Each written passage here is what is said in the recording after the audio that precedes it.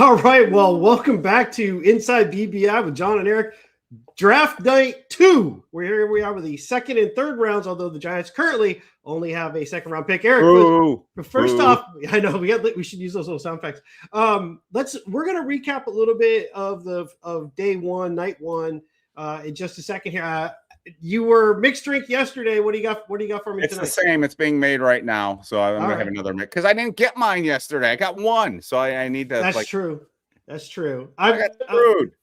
I'm going with an island coastal lager, trying something a little different. I had the Smithwicks last night, which were pretty good. The red ales were pretty good. First thing first, though, there is rumors that Kayvon may be shopped tonight. What? So.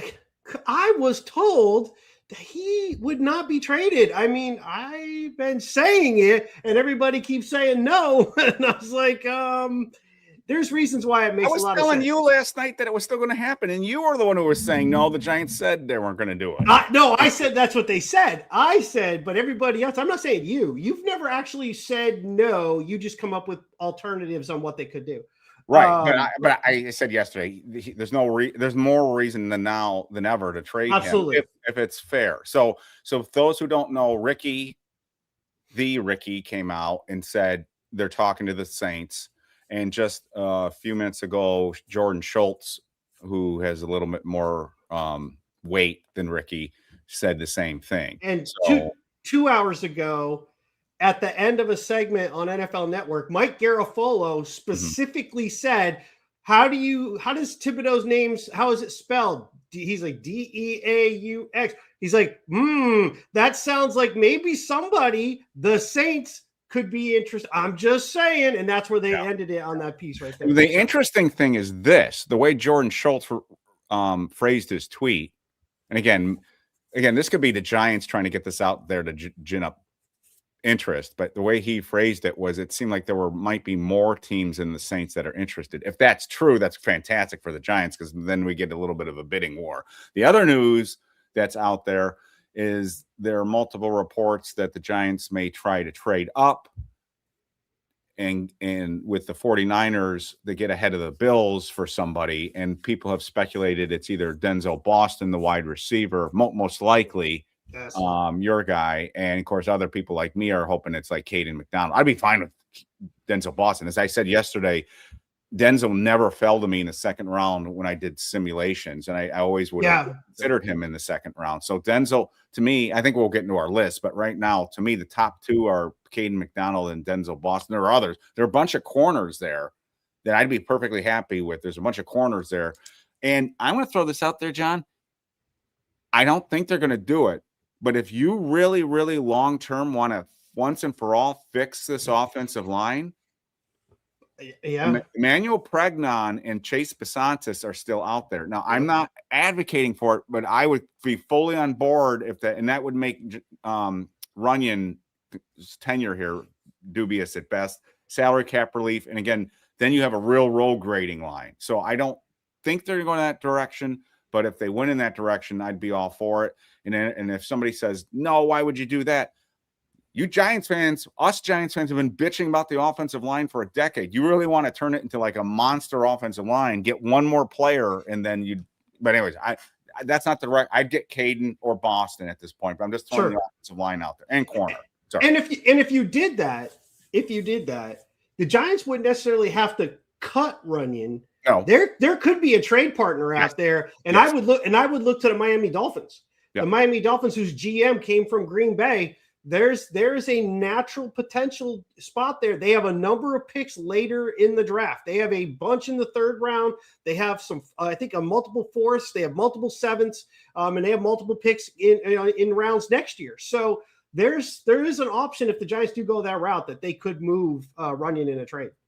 Yeah, and I try to get in a little bit of an argument with somebody today on the website on this. The Giants' offensive line now is kind of deep in comparison with the rest of the league. Now there are a few other teams that probably have better situations, but now the Giants are kind of 4 deep at offensive tackle because you could always move. It's like what we were saying yesterday. And we'll get into the 2 picks yesterday. The more I slept on it and thought about it, and I like it even more.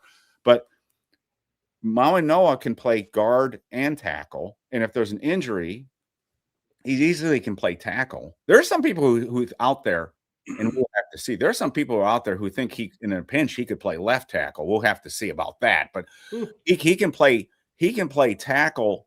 And if Illuminor gets hurt, if Andrew Thomas hurts, you still got Marcus Bowe, who I'm high on. I know some people aren't high on him, but to me, all he needs to do is get a little bit bigger and stronger, and then he's got the feet, he's got the attitude. He plays with an attitude too. I like the way Marcus Bowe plays, and that's the way. By the way, there's a great clip I posted on the site today. You can see how Noah plays. Oh yes, labeled it. Holy crap! He just sent a defensive back like 10 yards down the field. But then in inside, and people are going, no, we don't have a lot of great. But you have. Again, you got Noah starting at guard. Runyon's a solid guard. He doesn't fit really, I think, what Harbaugh wants to do. Right. Solid. Right. Okay. He's a solid NFL. He's a $10 million. He's not being overpaid. If he hit the open market, I guarantee you he'd get about $10 million from another team still. Oh, sure. That kind of player. But now you've got Falela. Again, if you say you don't like him as a starter, but as a backup, that's great. 34 starts in the last 2 years. And again, as I've and John have contended, he's not as bad as people keep claiming. He's not great, but he's not bad. You still have Stinney. You have the last roll of the dice on Izudu and Neal.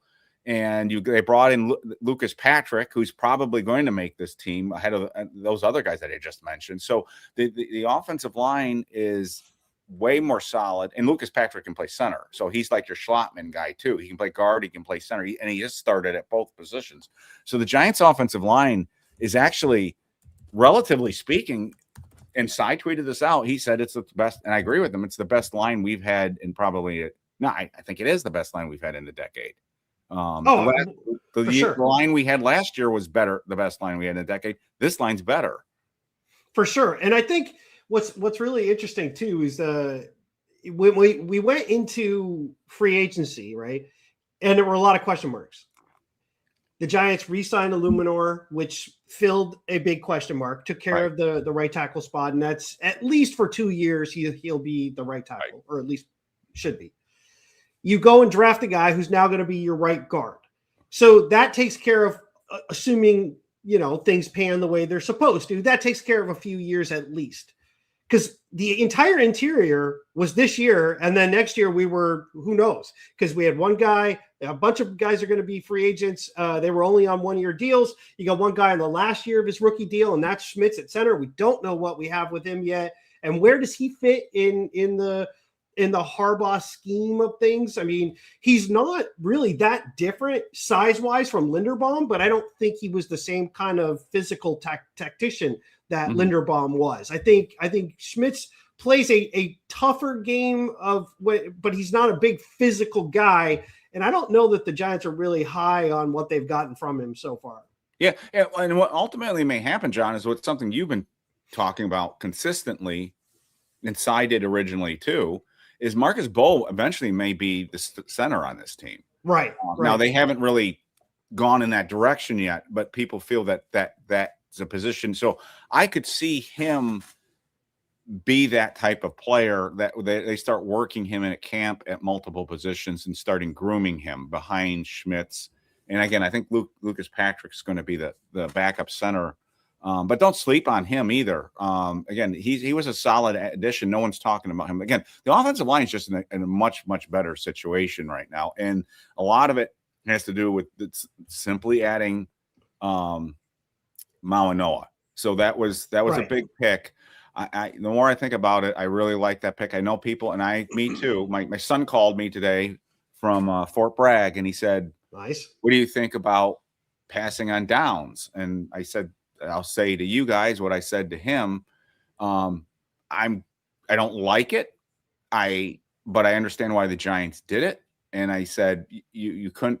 You don't take him at 5. They got a better player at 5. You couldn't pass on Reese at that point. I think if we'd passed on Reese, that would have been stupid. We'll get into that in a second. And then the question is do you take the offensive lineman or you take Downs at 10? We're going to find out how both these guys do in their careers. But objectively speaking, if you were going to, let's take out the players, you're just going to look at the position for a minute. You always take a lineman over a safety. And now the question is Downs that much better than Maui Noa will be as a right guard? My inclination is no. I could, and you and I mocked Maui Noa to the Giants 100% at 8 when we both separate. We didn't coordinate on this. We both had traded down. So you and I are not. This isn't revisionist history where we're being, rooting, justifying a pick. It's already done. Yeah. You and I had the Giants taking Maui Noa before Dexter's trade and a trade down. So, I don't like Styles going to the Commanders. I don't like Downs going to the Cowboys, but I understand it and I accept it, and I'm not regretting that. So I think I wish I had made a pick when we were on the clock. I wish because I don't know what going back in time if a gun to my head who I would have picked if it was Downs, and part of me would have probably wanted Downs and part of me would have wanted Maui Noa or even Awane. So to cut in and change the subject real quick. I'm not sure if you're underneath with this person. Let me know. I'm not familiar with him, but Dan Duggan responded back to him, so I'm assuming he's vetted. Nick Underhill, 26 minutes ago. This has been a long-going conversation. Tires were kicked back in February. I think the price might have dipped a little to make it happen. Duggan's response back: I have long believed the Giants would pull the trigger for a day 2 pick. The Saints have picks 42 and 73 tonight. So it sounds like the Thibodeaux to Saints conversation is starting to pick up steam with a number of people. I can't imagine they'd get 42, but if they got 42 for him, that would be fantastic. But I'm not going to get my hopes up that it's 42. It's got to be 73, right?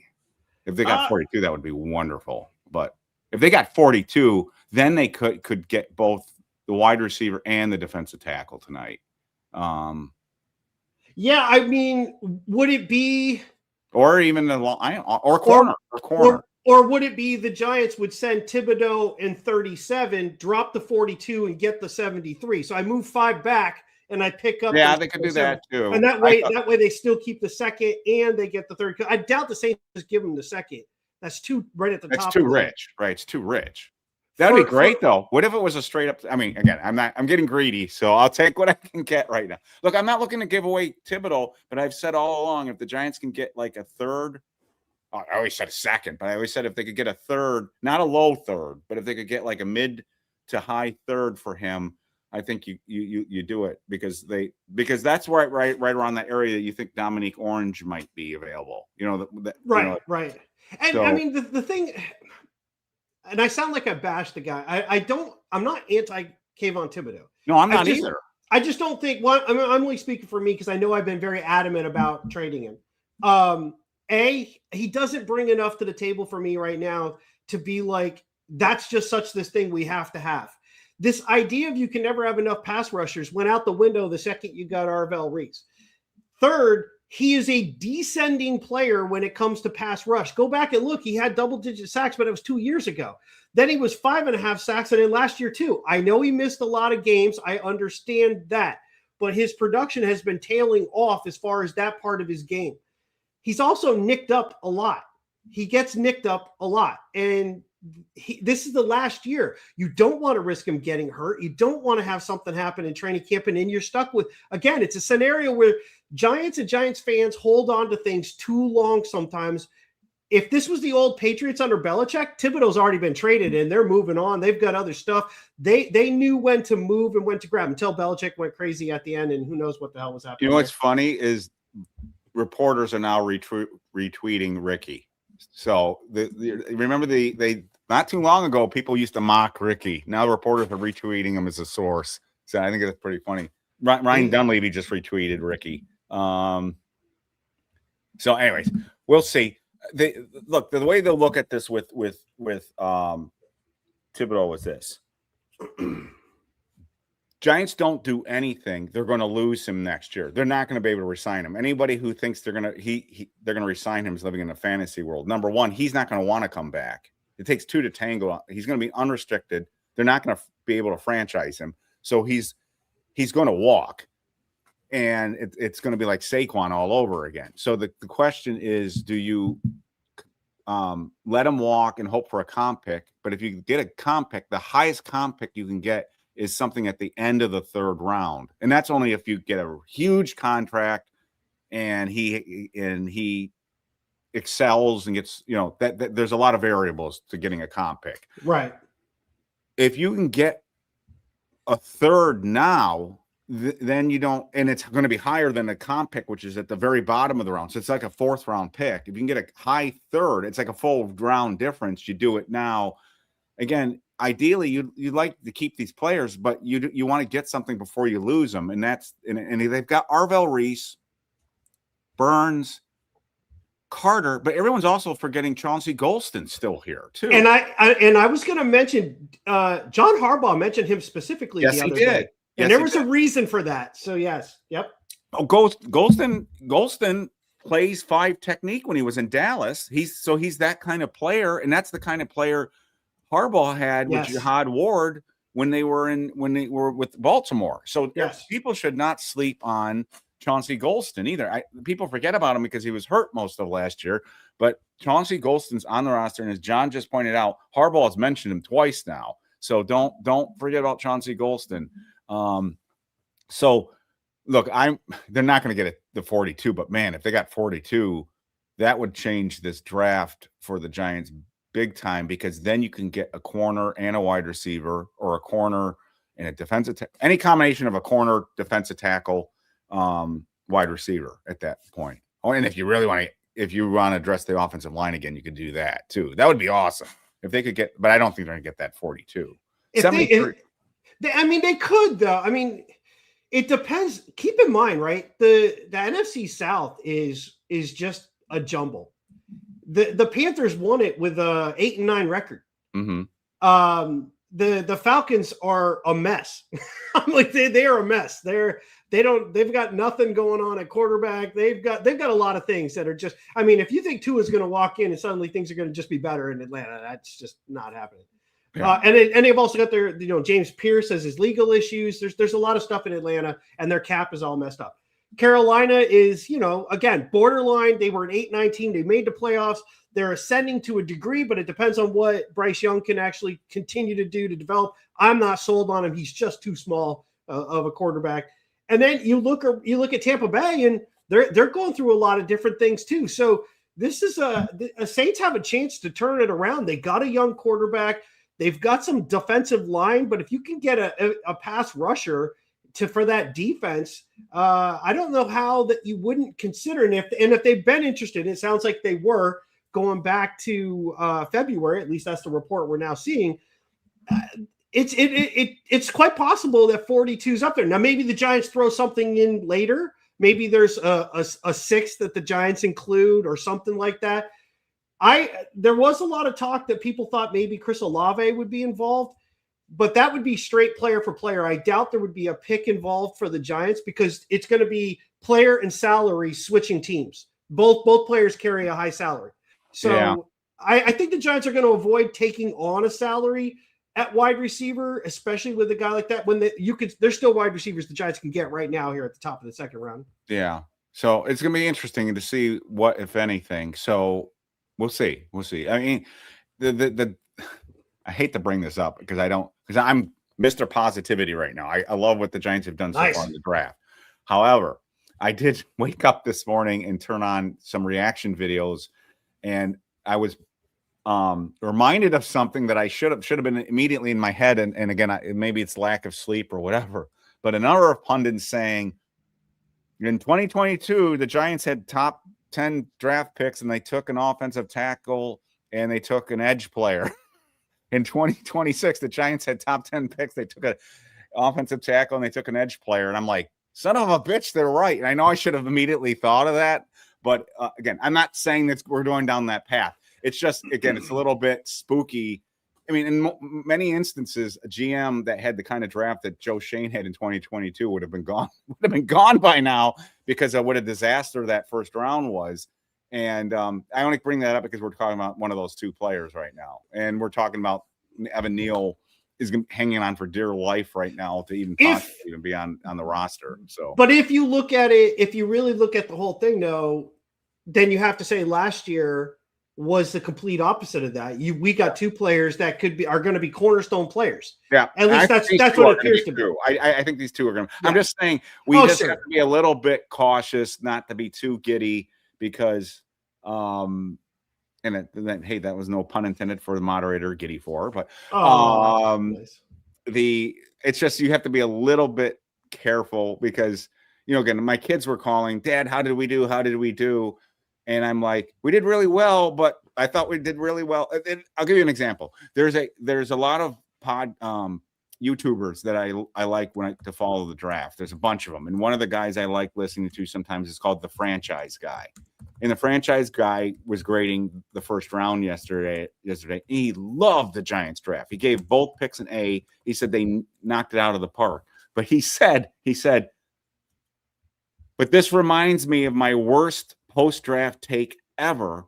He said, I love the Giants draft in 2022. I said, I loved it. And he said, it's the worst of my post-draft grades that in terms of aging. But it gets back to what you and I have talked about before. We talked about this with Cy. We talked about this with Dave.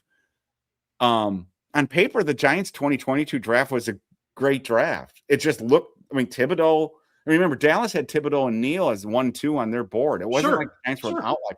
Neal was widely considered the best offensive lineman. There were the two other guys, but most people had Neal number 1. And Kayvon Thibodeaux was, after Hutchinson, was considered the next best guy. Some people had Thibodeaux above Hutchinson, but it was usually Hutchinson. But they were both widely considered. And you remember the one guy that Giants fans were really wanting that year too was Sauce Gardner, but unfortunately he went the pick before us. So after that draft, we were all pretty happy, so it just shows you got to wait and see. But I went back and I've been really studying Arvell Reese a lot more than I did up into the draft because I didn't think Arvell Reese was going to be there. But my God, I don't know if you've seen these plays, John, where he uses one arm to stand up a 300-pound lineman when he's setting the edge. So he is so strong that he can. It's almost like Carl Banks. Yes. He can just extend his arms and the tackle, a 300-pound tackle was stopping his tracks, and he just sets that edge like that. The guy's strong. He's naturally strong. So I think he's going to be the best. And I talked about this yesterday. I think he's going to with Cy. I think he's going to be the best edge setter on this team by far. I don't think that's even in question. And it'll be a matter of time. I think he's going to play inside linebacker, but they're going to move him all around. And down the road, when Brian Burns' contract runs out, I think he moves permanently off the edge is my guess at that point. So agreed. We joined, but he's lighting. He's got it already. I saw Dave. You said you were in the 20s last night and you didn't realize it. So. It got pretty chilly. It's probably going to get cold again tonight. I assume we're not going to go as late as we did last night, so we'll see. But worth it. Another day, another stove. Hey, like the sweatshirt. Yeah, gotta rock the merch. Gotta rock the merch. I am wearing a Antonio Pierce jersey in honor of our new inside linebacking crew of Edmonds and love to see Reeds. So we got linebackers. And I went with Dunder Mifflin because I'm sure we'll have some office quotes at least tonight. It better not be the Michael Scott. No. All right, so let's go through our lists of guys. John, you were thinking beforehand of what you're rooting for. Again, some of the people in chat may not have been with us last night when you listed. So for me, I'm not gonna back off from it. Denzel Boston, which I was mentioning in the first round, hoping he would slide. He's still there, at least as the second round is going to begin. That's my target 1. Caden McDonald would then be 2. And to be honest, I'm okay if we don't go. I know you feel a little differently to me. I don't think we have to go defensive tackle, nose tackle, whatever right now. That can be later, but he's good enough though. After Boston, he'd be my 2. McNeil Warren is my 3. Daryl Jackson, the huge defensive tackle from Florida State, which is kind of an outlier. He's not. It's probably early, but knowing we don't have a third, that's kind of, I'm like, this is a guy I would really like to get. I think his skill set, his size, just something different for our defensive line. It's something we don't have. A lot of real, height on that line. And then Bernard, the do-it-all Jack Swiss Army knife of Alabama. I think that would be my number 5. Yeah, I'm looking at Boston too. I'm going to give you more than 5. I tweeted this out earlier, but at wide receiver, Boston or Bernard. Nose tackles, I think, would be McDonald, who's my number 1 right now. But I have a feeling if they do trade up, it sounds like it'd be more for Boston based on the rumors that are out there. Christian Miller's still there too. These are guys that I don't think are going to get out of the second round. So, and then if they still need a corner, and there are a bunch of them. I'm with Dave. I like Colton Hood more than Cy. So I think Colton Hood fits what John Harbaugh wants to do. Right. Avion Terrell, Cy sees more as a nickel. I still like him. I think he could play outside. Brandon Cece is out there. I know I'm higher than some people on D'Angelo Pons, but I really like D'Angelo Pons. McCoy, it's all based on the knee. If he has to have another surgery, so that's everyone keeps saying Jermon McCoy, but if Cy is correct and there's another knee procedure there, I don't know about that. And then the last, what I threw out earlier is if they really want to fix the offensive line for good and not even have to think about it next year in the draft, Pregnon or Basantis. I don't think they're going to go in that direction, but I would not be unhappy if they said, you know what, we're going to just fix this OL for good. But right now, my top 2 are probably your top 2. It's McDonald and Boston. Gotcha. Which turns to Dave. Do you have a few names? I want to trade down. Okay. I was looking at it earlier. Yeah, I mean, I think all Giants fans would be happy with McDonald or Boston, so fine there. The McCoy thing is still super interesting to me. The fact that he fell this far, obviously the medicals are an issue, but depending on the timeline of that additional surgery, if it's needed, if they think that, I think Cy mentioned it last night, like Will Johnson is a guy who had injury issues coming out of Michigan a year or 2 ago, whatever it was, and he's been playing lights out. So there are cases where, somebody in a similar circumstance might not be as bad as McCoy, though. So who knows? So yeah, I'm not upset with like one of the corners. There's a ton of corners, so pick your flavor, whether it's Terrell. I don't think that anybody anticipated the corners that are available being available in the second round. You might have had Chris Johnson there. He went in the first round, but to have Terrell McCoy, Cisse, Hood, I know I'm forgetting somebody, Keontae Scott, like that's Right. just a wild proposition. Is Avion Terrell? He's still Yeah. he's He's still available. Yeah, he was on my list. Yeah. Yeah, he's there too.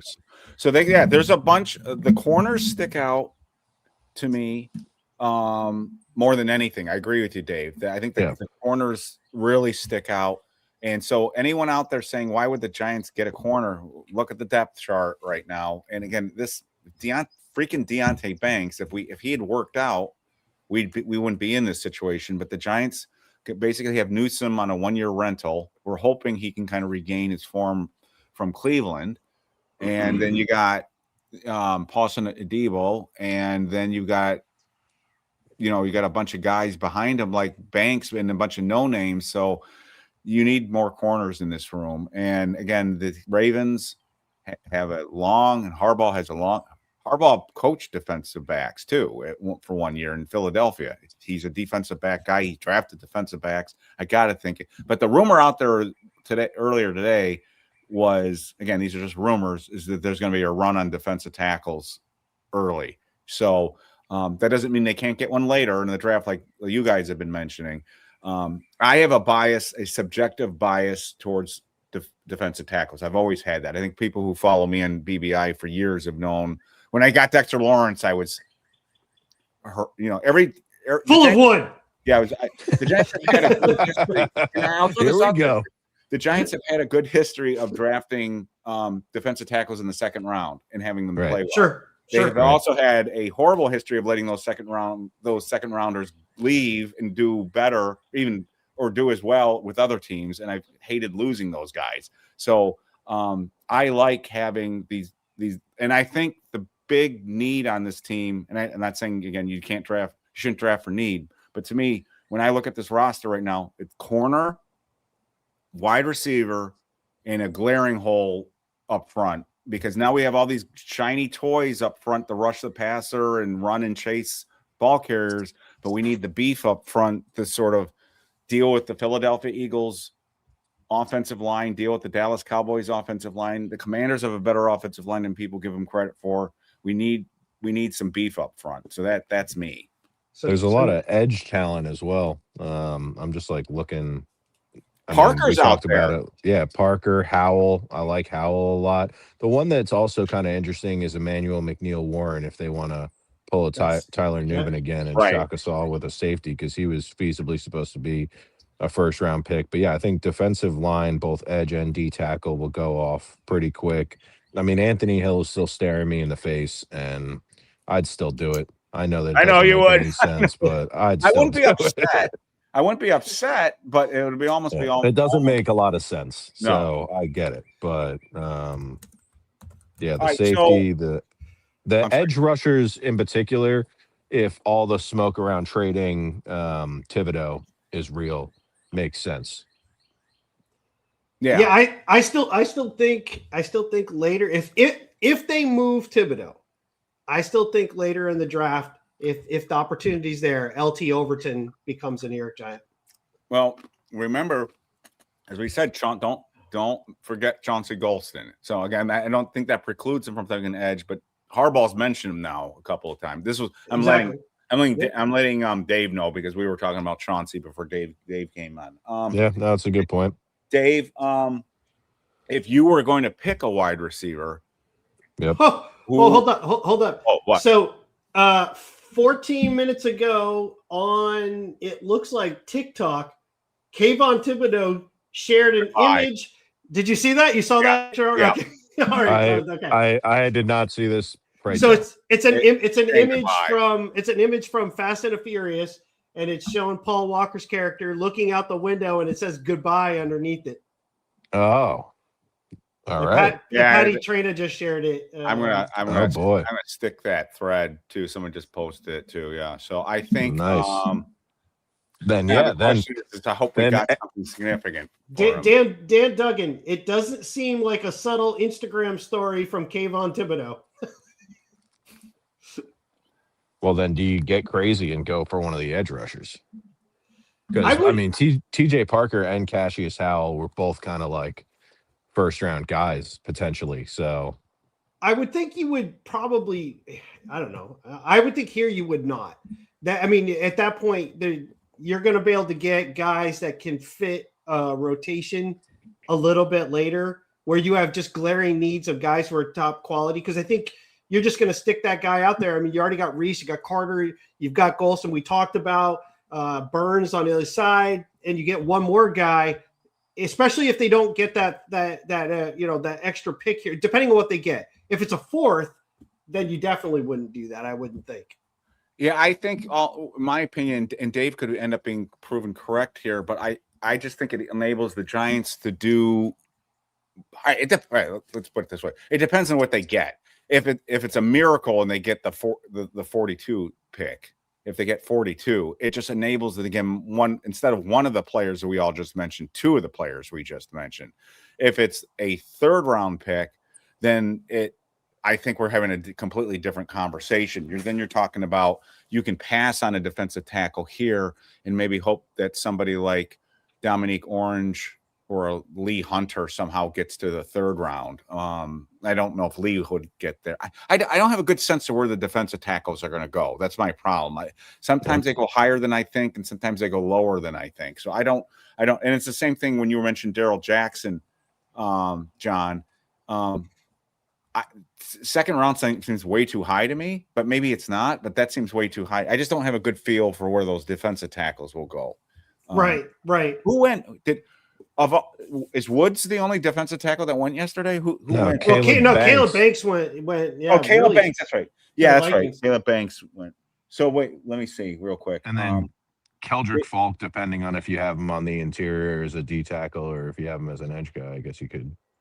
Yeah, I'm looking at the list now. So it's interesting that Banks and Woods went before McDonald, but they've got more pass rush, obviously, upside. Caden McDonald's just a one-trick pony, but the one trick he does is what I think they need. That's me. I want somebody when they play the Philadelphia Eagles and Saquon Barkley, there's a wall in front of them, and then you got your linebackers coming in. That's kind of what I want. Let me see what else too. Sorry. Anything else? I'm keeping. I'm keeping an eye on Twitter, guys, because this. And I'm watching it too. Yeah, I got the TV. I'm watching. I mean, I think that there's got to be a run on corners to start things off because you would think after you get through like the McDonald Boston thing. Yeah, there's just too many quality corners that everybody has been harping on about the corners at the top of the second round. Who doesn't need corners? So I would assume that would be. I'm sorry, Dave. If they do start going and McCoy's not one of them, that knee's got to be way more of a question for a lot of people. Yep. Because it's wild to me about McCoy that, I mean, everybody had him in the first round. You know, like if it was really this bad, you think somebody would have picked up on that somewhere. Like every major media outlet still had him like 15, 20 on the low side. So if he continues to fall into day two, that's kind of surprising to me because you think that would have leaked out to somebody at some point. I mean, everybody was saying the knee, the other knee, another surgery, but I don't think anybody expected it to be this bad. But if he goes off the board right here, then we got to pay attention. The 49ers are on the clock. They've been on the clock. Yep, yeah, they're waiting. They're taking some time. Answering the phone. I'm sure they're getting a bunch of calls. What I don't want to see the Giants do is give up a bunch of picks just to move up to this pick. I wouldn't be. Would crazy. You rather trade up to get McDonald or trade back and then miss on like the top D tackles? I'd rather trade down than trade up.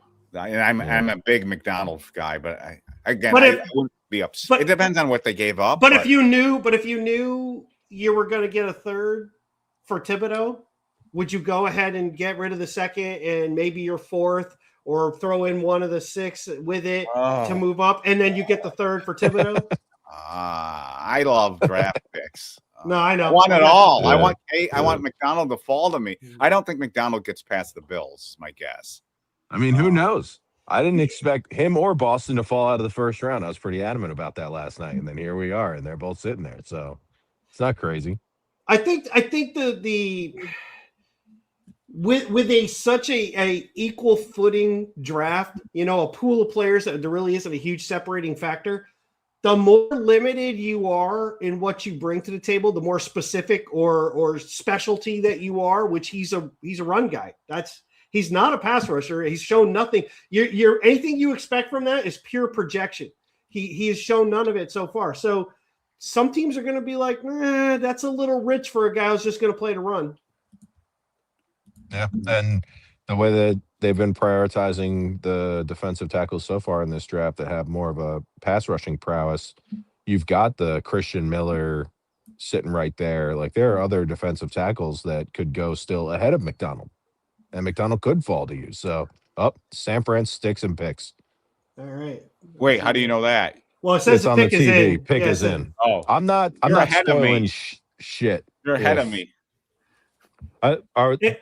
You guys got to determine, are we spoiling stuff? The chat's going to spoil shit anyway, I assume, but based off of the backlash. I don't care. I don't mind being spoiled if you want to in chat, if you want to let me know, but we'll try not to spoil it for other people. Yeah. Once I see it in chat, I usually don't, at that point, everybody can see it's on the screen. So I don't. Fair. All right, so then we blame the chat. We'll That's blame right. chat. We'll blame Go you off, guys for chat. that. Damn you, chat. I guess I have to wait on pinning a thread this because I got too much shit last night about pinning that thread after they took Maui Noah. Yep. I forgot to pin a thread about Reese, and I'm like, holy crap! Forgot about It's my tough, own man, website. when you're juggling all this. I can't imagine trying to, and Cy sending out tweets after every pick, and you're still trying to tune in, and then you're trying to be on a show. It's like, no shot, man. I'm I just was trying to hang out. process Reese too. I was still kind of thinking Yeah. man, because I thought it was a possibility, but I wasn't mentally prepared for that. So I'm like, whoa. Like a lot of Giants fans. I think Giants fans were kind of like, yay, but trying to process it. They were like, I know we can play inside there, but there are a lot of Giants fans on Twitter that did not know that Arvell Reese played off-ball linebacker. They thought he was just an edge. So I saw the beat reporters consistently today have to tell people, he did play off-ball at Ohio State. So matter of fact, most of the people that I've seen now that I follow had him higher rated as an off-ball linebacker than an edge. So Cy wasn't unusual with that. The reaction videos were great, though. Are they serious? Is that who the 49ers took? Who?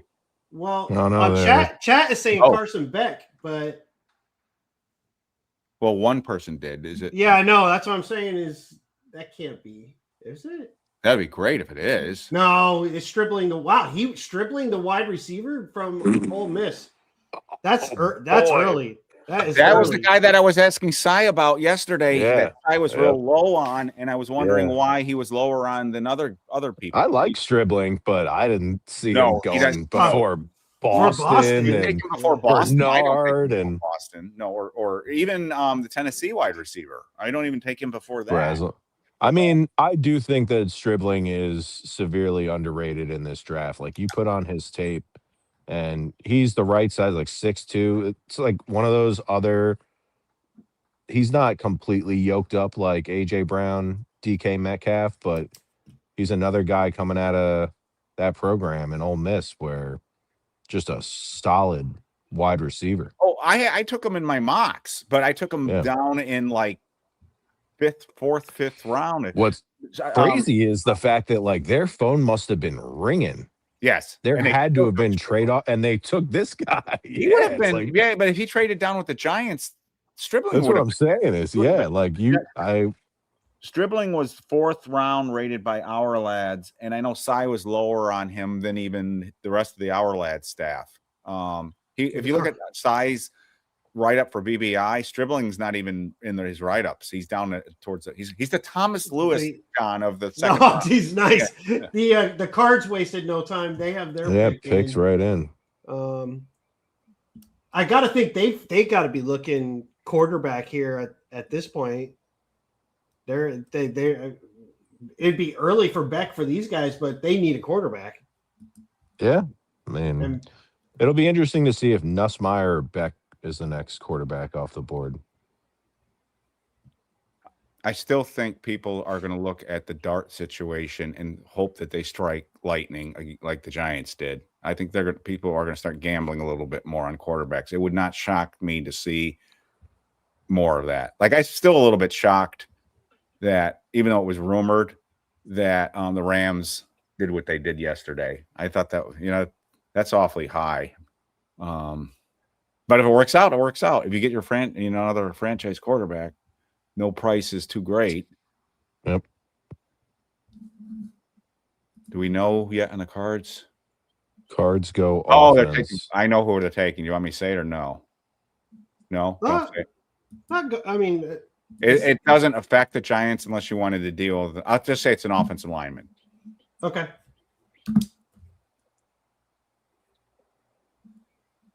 They sent James Conner out there to go. By the way, someone's taking your job soon. It's also on NFL.com now. Okay. Yeah, go ahead. Yeah, go ahead. It's up on the screen. Yeah, they just popped it up. Yeah, Basantis. All right, that makes sense. But so Basantis goes before Pregnon. And both of those are great picks for the Giants in terms of the 5 players that you wanted. All 5 are still sitting there. So, well, the thing that worked out for us is Stribling going. Unless the Giants really wanted him, and again he played with Jackson, so it's not. Yeah, I thought that was like a nice. Well, no, did he? I thought he transferred. Wait, oh, he did. You're right. He's transferred, didn't he? Yeah, I think this was his only year at Ole Miss. My bad. No, I don't quote me on it, but there was something along because I thought the same thing initially, and then I went back and looked at it. I don't have any of my stuff up in front of me. I'm not in front of my computers at all, so I'm just shooting off the cuff. But I remember that being a thing that I thought too, and then I was like, wait a second, I guess he didn't. But we still can get screwed here because there's 2 picks in front of us with now if McDonald and Boston go, I got to think the Giants are looking corner is my guess. Or as Optimist said, maybe a trade down, and Dave would like that. I would love that. Yeah, we need picks. This was a spot everybody said if you were going to trade down, top of the second. Someone is that. Are you saying that for sure, or are you saying with a question mark? Okay, he's saying with a question mark. The question mark. Dude, So John is on the edge of his seat. I'm like, no, don't. It would be interesting, but remember, these are our guys, though. Too. We don't know if the Giants really want McDonald or want Boston, or it's not even who they are. Seems like they've been going BPA. So, like, who would be at the top of their board? Right.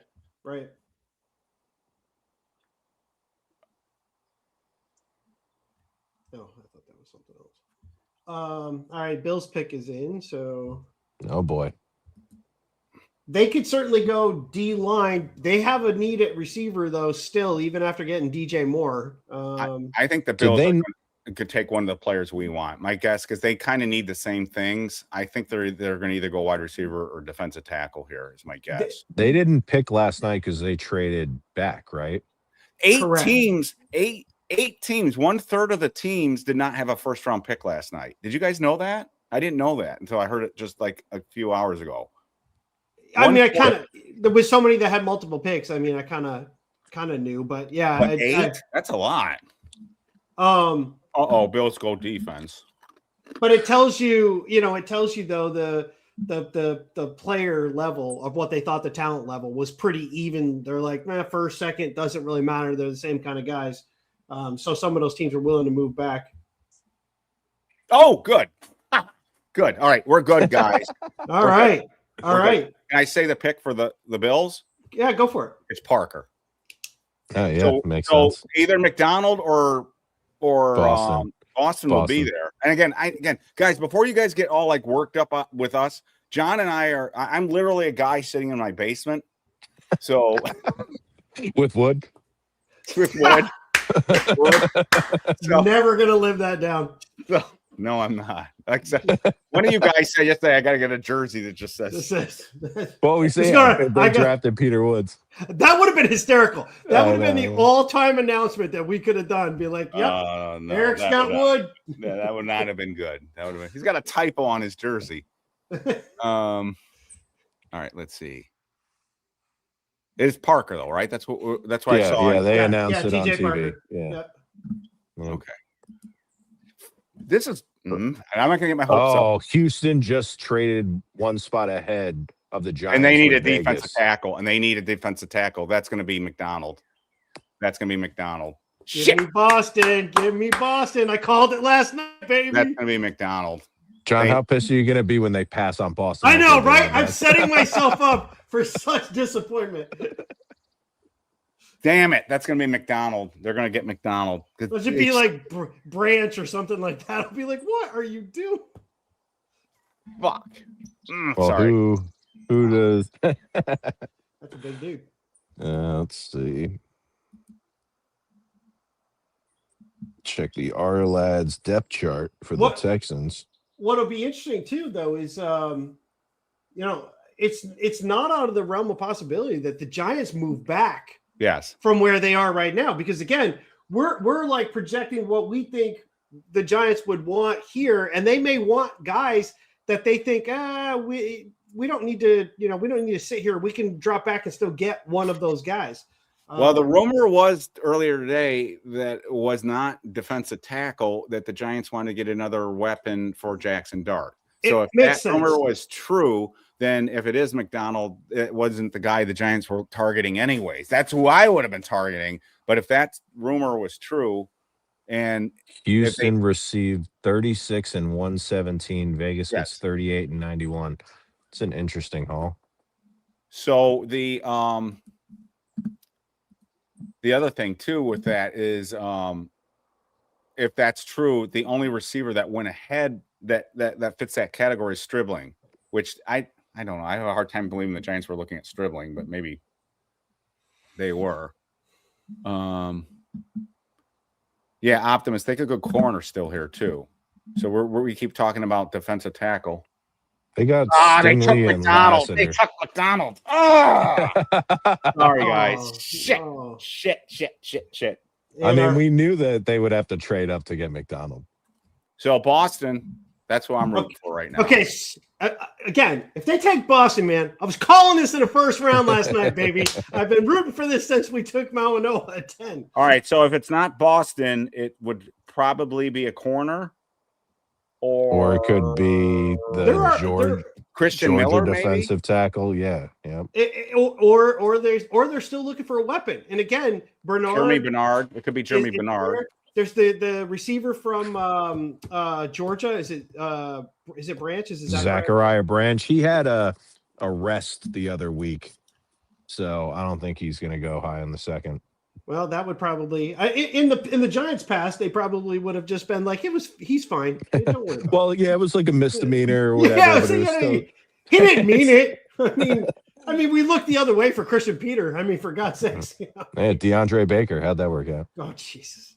Yeah, talk about, like, if you want to talk about a bad deal in 22, man, the 3 picks we had in 18, Jones, I mean, Lawrence was, but again, we didn't get a whole lot from him, but that was a good pick. And then Baker, we get absolutely nothing. I mean, in reality, Jones did what he did. It actually hurt the franchise. He did just well enough one year that we paid him even more and kept him around a little bit longer. That draft was bad. Well, what do you guys sense? Do you think McDonald was in the Giants' plans and the Texans knew it, or do you think they're just guessing that the Giants were going to do it? I think it was pretty obvious that there was a high likelihood, so yeah, they didn't want to risk it. But if they really valued him that much, then I think they would have traded up a little bit, which they didn't. Which you could argue they don't have the draft capital to do that, which fine, but at the same time, they've been aggressive when they want to go get somebody they really like. So I think they're content missing out on McDonald. What I'm kind of interested in is like Joe Shane hinting last night that they could trade back up into the first round. Like, who were they hoping might have still been there? Obviously, they didn't do that, but they must have liked somebody enough for him to make that comment. Right. I'm getting ready to announce this on Twitter too. Wait, I shouldn't do that because I got to read the tweets. Wait a minute, discard. Yeah, I mean, the Giants have been on the clock, so I would expect a spoiler coming at some point. I'm not going to announce it. If somebody in chat does, you gotta. I'm not going to get blamed. Post it and pin it. I got in trouble for doing that yesterday. Yeah, that's why I'm telling you to do it. In trouble for doing it. I'm not going to do that again. Yeah, they're taking time, Kevin. Maybe they are. Yeah, I hope so. Maybe they are. Captiva. You in Captiva Island? Great place to visit. Oh, I know who it is. Oh boy. So they stuck and picked. Yeah, and you will not be upset, Dave. I don't think. Oh, but I will be. Oh. No, I don't know what it. So then, yes, that's a yes, John. I don't know. No, it's not a player John's talked about. So yeah, right. That's why he's going to be upset because it's not Denzel Boston. Right.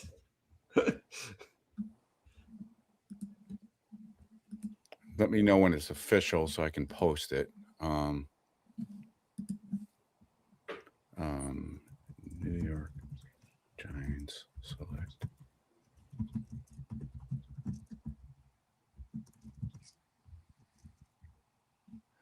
Well, that's going to be their night unless they trade Kayvon. You guys don't know yet, right? Do you? Nope, no Oh, idea. no, I'm not no. gonna tell you. I'm not gonna tell you unless you want to. I'm freaking out, man. You're a tease. It's like, did you guys know? No, I'm not gonna tell you yet. Well, do you Well, I want me to like that tell he you? was typing and speaking out loud. The Giants are going, and then just silence. Silence. Oh, that's funny. I have to hit submit on the forum, but I'm not going to do that until somebody posted it in chat. If you guys want to look, but So we're going DB. Let's go. I know Dave would be upset. Would be like that. I'm not unhappy, but he just wasn't one of the 5. I didn't think they would go corner here, but apparently I like they, that. They a feel lot. like I suspect though that we know we're gonna be picking up another draft pick here. If not, you probably jump on the receiver because you need the weapon. I will say that he was one of my guys in my 5 that I mentioned, and I'm higher on him than Cy. And I think he fits John Harbaugh and the Yeah, I Denard think he's Wilson great. defense. He's a press. This is not a bad pick. This is yeah. Yep. And again, for Perfect. anyone who was thinking Mansour Delane in the first round, you're not going to be upset with this. Should not be upset with this pick. Yeah, Kevin, I'm not. And Dave and I are higher on Hood than Cy. I don't know if that makes you feel better. I mean, or he worse. filled in admirably for McCoy after McCoy didn't play. Yes. You know, like He's a press man corner, and he fits this defense. He was a borderline first round talent and then went to the Senior Bowl, and the mixed reviews that came out of the Senior Bowl on this kid, some were like, I wasn't impressed at all. I was coming in here expecting him to be like the number 2 or 3 corner and clear cut earn that ranking. Wait a minute. I'm sorry. I thought you were saying we don't need a corner. Yes, we do need a corner. Sorry, Dave. Sorry. No, you're good. He's about to bring the wood on that one. Yeah, I saw a knot in there. I was like, yes, we do need a corner. Anyways. No, you're good. But yeah, I think I said it last night. He was at like the top of my list for the 5 when we were talking through it with Cy last night. Of all the corners that were available, he was the one that interested me the most. And when I did mock drafts and I went corner, when I always took Hood here. So I'm not changing my mind based on what the Giants picked. I've been a Hood fan for quite some time. So, well, and again, wild that he goes before McCoy. Yeah. That's a good point. So the Giants were not interested in adding anything to Dart unless it was Stribling, and I have a hard time believing Stribling was the pick. Yeah, I don't think because no other guy that went before that was offense, right? Besides the lineman, right? There was no do you think it's more likely that the second McDonald was gone, Hood became the choice? If McDonald was there, would Hood still be the pick? I don't know the answer to that. Me, yes. McDonald would have been the pick, and then probably who would I have taken? I probably would have taken Boston. I would have taken Boston and then maybe Hood. That would have been my order. It would have been McDonald, Boston, Hood. Boy, I'll tell you real quick. They just had a shot of inside the Giants' war room. John Mara looks a lot better than he had recently. It's a lot less swelling in his face. Yes, he does. Yeah, it was cool to see the pictures of him at that power breakfast the other day too. Yeah. Whatever they did there. But those effers, what's his face? Tish is in there, but they didn't put out the pictures when they showed pictures today on Giants.com. They cropped him out. So he's there, but they don't want anyone to know he's there. Yeah, showed him again. There was a joke in chat just a minute ago. The Giants, drafting so many young players that Tish likes them young. Oh, Jesus. How that guy? Why would you even want him around? Wow, OC has lost a lot of weight. Colton Hood. Did they announce it? Did they announce it? Post it, Eric. Post it? Yep. Yeah, wow. You got wood for Hood. There you go. That's our new slogan right there. There you go. And indeed I do. Yeah, wow. That's an electric pick. McDonald, Boston, or Hood in that order. Okay, sorry. Yeah, it reminds me a little bit of Mark Collins. Just makes a ton of sense because, like we've been talking about, the fall off on corners after the top of the second. Like, if you wait till the fourth, that's just crazy, particularly when you only brought in Newsome on a 1-year deal. The defense, other than defensive line, is coming together. So they needed to get a corner in this draft. And if they had waited until the fourth round, it wasn't going to be good. Not that there weren't options, but this corner class, and Dave, you may have a different opinion because I know you love the day 3 guys. I thought there was a big drop off between this group that's left here and then what would be there in the fourth. Yeah, fifth. no, 100%. That's why I was like very content with going corner and the fact that so many of them fell in our laps, and then no less we had our pick of any of them. None were taken ahead of us at the top of the second here. So, and I do think that you can get a defensive tackle later on. And I forget who was talking about it like last week or whatever, where, it's not a high priority necessarily for the Ravens to have studs on the defensive interior, and they can get by with, cheap veterans or whatever. So I'm good. I'm glad. Okay. So yeah. my take on this is this. Again, this is not revisionist history. We came on this 6:30 and I said, the positions the Giants were going to draft were either defensive tackle, wide receiver, cornerback, with an outside chance of offensive line, which I did not expect. My list at corner included Hood number 1, followed by Terrell, who is more of a nickel, and what is it? Who's the other guy? D'Angelo Pons, who I think would have been too rich for this spot, but I'm just a Pons guy. And then Cisse. Yeah. I'm not sure how you pronounce his name. Is it Cisse or Cisse? I know, whatever it is. I have no idea. But Hood was my favorite of the group. So wow, trading Stukes goes to the Raiders. See, here comes the run. Emmanuel McNeil-Warren. Yeah. Here comes the run on corners and defensive backs. So they have him listed as a safety. Yeah, he's a safety. That must be what they put on the card. Well, Stukes is in that tweener. Yeah, he was one of those. Yeah. Yep. But ahead of Emmanuel McNeil-Warren, that's a wild one. So Stukes really flew up boards this year.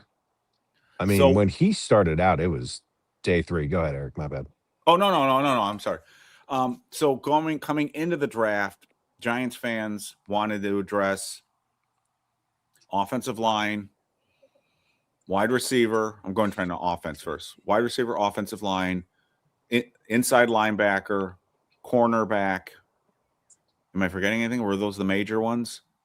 Defensive tackle and running back. Defensive tackle. How can I forget defensive tackle? I've been preaching. I don't think running back is a giant need, but I think there was a ton of talk about Love, and there was a ton of talk about. I think that was more of a value thing, but I'm talking about pure need. In defensive tackle, so they've done corner and in a way they did both edge and inside linebacker with Arvell Reese. They kind of did both tackle and guard with Mao and Noah, and then they got the corner. So the outstanding things now are wide receiver to me and defensive tackle. Am I forgetting, John? Am I forgetting what positional wise? No, I'm not talking about like value. I'm talking like what would you, if you want to come out of this draft in round 4 and 5, you're looking defensive tackle and wide receiver at this point? Well, yeah, and I still think I add at least one more edge. Well, it depends. If I move Thibodeaux, then yes. But I think I add one more offensive lineman later, preferably somebody who plays center. Like I want a guy that because again, I don't know what my plan is, what their plan is with John Michael Schmitz. And if it's not long term, then getting a young guy, unless you believe Bo's going to be that guy. Yeah. But keep in mind, like Falele he's a 1-year deal. Neal's a 1-year deal. And these guys might not even make the team. Mizuto might not even make the team. So, and Runyon, you're going to move on from. So it's, while we're thicker and deeper for this year, next year and going forward, you still have some spots that can be. So I would look for maybe a center later in the draft. I feel much better that the Giants have addressed the offensive line and the cornerback position before there was a drop off. And I know Dave, you like a lot of the linemen in day 3 offensive line, and I still wouldn't preclude them from getting another and defensive tackles for that matter. Yeah, I have always punted the trenches to day 3 in all of my mocks. The Browns pick is in. If we want, we can ruin it. I know other people have seen it too. But I mean, do people care? I mean, you tell us in chat. Do you guys want us talking about picks before they're announced or not? You let us know. We're gonna get both sides of this, aren't we? If you want us talking about picks before it's announced, let us know. If not, we'll be quiet. Well, I'm a little bit surprised Boston is still there. I have to admit. Well, maybe he's not. Oh, we're getting yes. Go ahead, do it. TV takes too long. Announce them. Yeah. So the Browns took Boston. Okay. Well, we weren't going to get him at this point, anyways. He was as soon as the Giants passed on him, they weren't going to do that. So, I like Colton Hood. By the way, someone posted on BBI that Daniel Jeremiah, I'm sorry, had him at 20 as his 21st best player. I think. Who did the Browns take last night? No, and then didn't they have a second first? Yeah. Did they take? I'm trying to remember now. Did they take? It's all a blur. Somebody said on BBI, enjoy the kickoff returns, Deontay.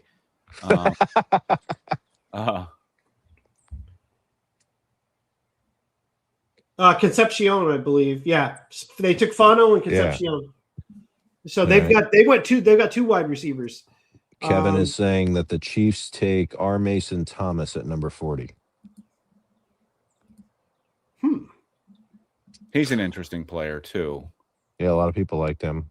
I think the Chiefs are having a good draft. Paul Datino saying the same thing I was saying. He's a press boundary player with length and toughness.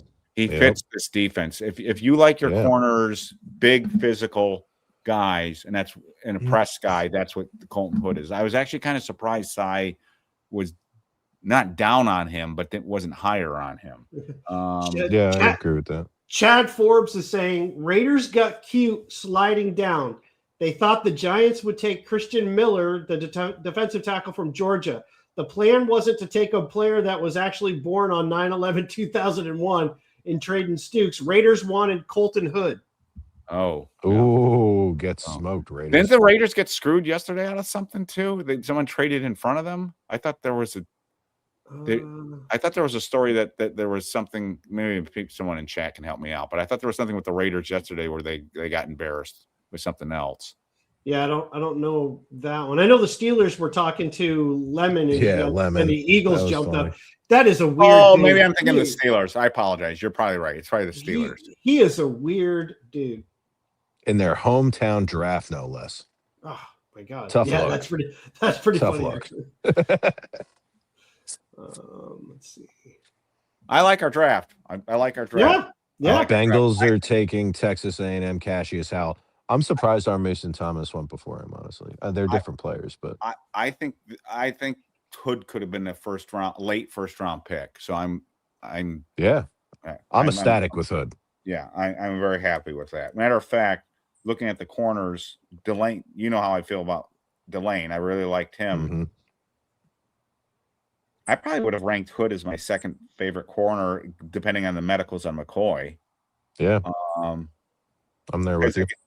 because Terrell, again, it doesn't have the length. Or the physicality.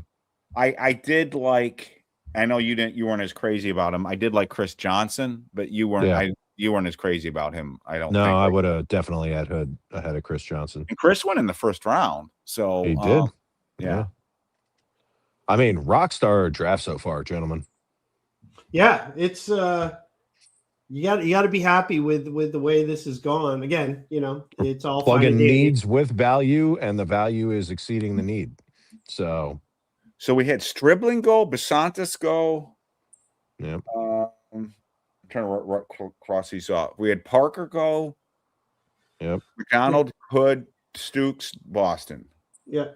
Mason, Thomas, Cassius, Howell. I did not get Stooks down. Stooks went. So where did they have him listed here? Stooks. Let's see. Our lad said Stooks is a third rounder. Yeah. That's what I was saying before. Dude, Stooks started out like middle of day 3, and then, or like early day 3 on the high side. And then all of a sudden, I forget if it was the Shrine Bowl or the Senior Bowl. He was somewhere, and his stock just flew up into day 2. And yeah, it kind of hovered around the second round, or like it would be surprising if he fell into the third round. No, that was kind of the floor. I'm going to throw out. We should start thinking of names that we think might be there in the 4th round. Boy, that's going to be rough. At defensive tackle or wide receiver, it's going to be hard to project like who's going to go off the board. That's right. Pretty deep. We haven't even made it through the 2nd round yet. I know. I mean, but imagine if like somebody like your Darrell Jackson lasted to the 4th round. Well, and he certainly could. Yeah. Size wise, he's one of those that you would take, right? It just, you go, okay, this guy's got the measurables, he got all these things, but his play has been up and down. So it's one of those things where teams are gonna, you're taking him based on a projection, not on proven down in, down out production in college. Right. Then you got depends on the interviews for him. I'd be curious how many 30 visits he attended, if any at all. I can't really recall, but if he bombed interviews, because like you're saying, John, you're taking him based off of his size, his stature, and then hoping you can mold that piece of clay into something special. But if he's not coachable or isn't intelligent enough or whatever the case, which they would have vetted through the interview processes, then he's gonna fall into day 3 for sure. But I think you got to think maybe guys like Dante Corleone. He's another one with injuries. Yeah, I know he is, and he's got that blood clot, and he's small. Yeah, I'm out on him. I love him. Again, you're talking 4th, 5th round. I mean, I still like Tim Keenan later in the. If you just want to get a pure guy to come in and play to run, get him late in the draft. He's like 330 pounds. I mean, he's not very tall, but just plug him in there. I'm not expecting a lot from. I just need him to eat up some blockers. Albert Regis, maybe. Chris McClellan is the one that I think most people would want if he somehow fell down there. Yeah. He's another one I was just going to say. What is real late? Maybe Nick Barrett from South Carolina, but that would be like more in the 6th round. Yeah, I like Cameron Ball, dude. Devin Eastern. See, I was just going to ask you about him. That's. Oh, I love him, and talk about a size guy. And he's somebody you could get with one of those 6th round picks in all likelihood. So that's what I'm saying. I'm not mad about skipping out on D tackle in the 2nd, because I do think that if you just want like a couple of big body guys, it seems pretty obvious we're signing DJ Reader at this point.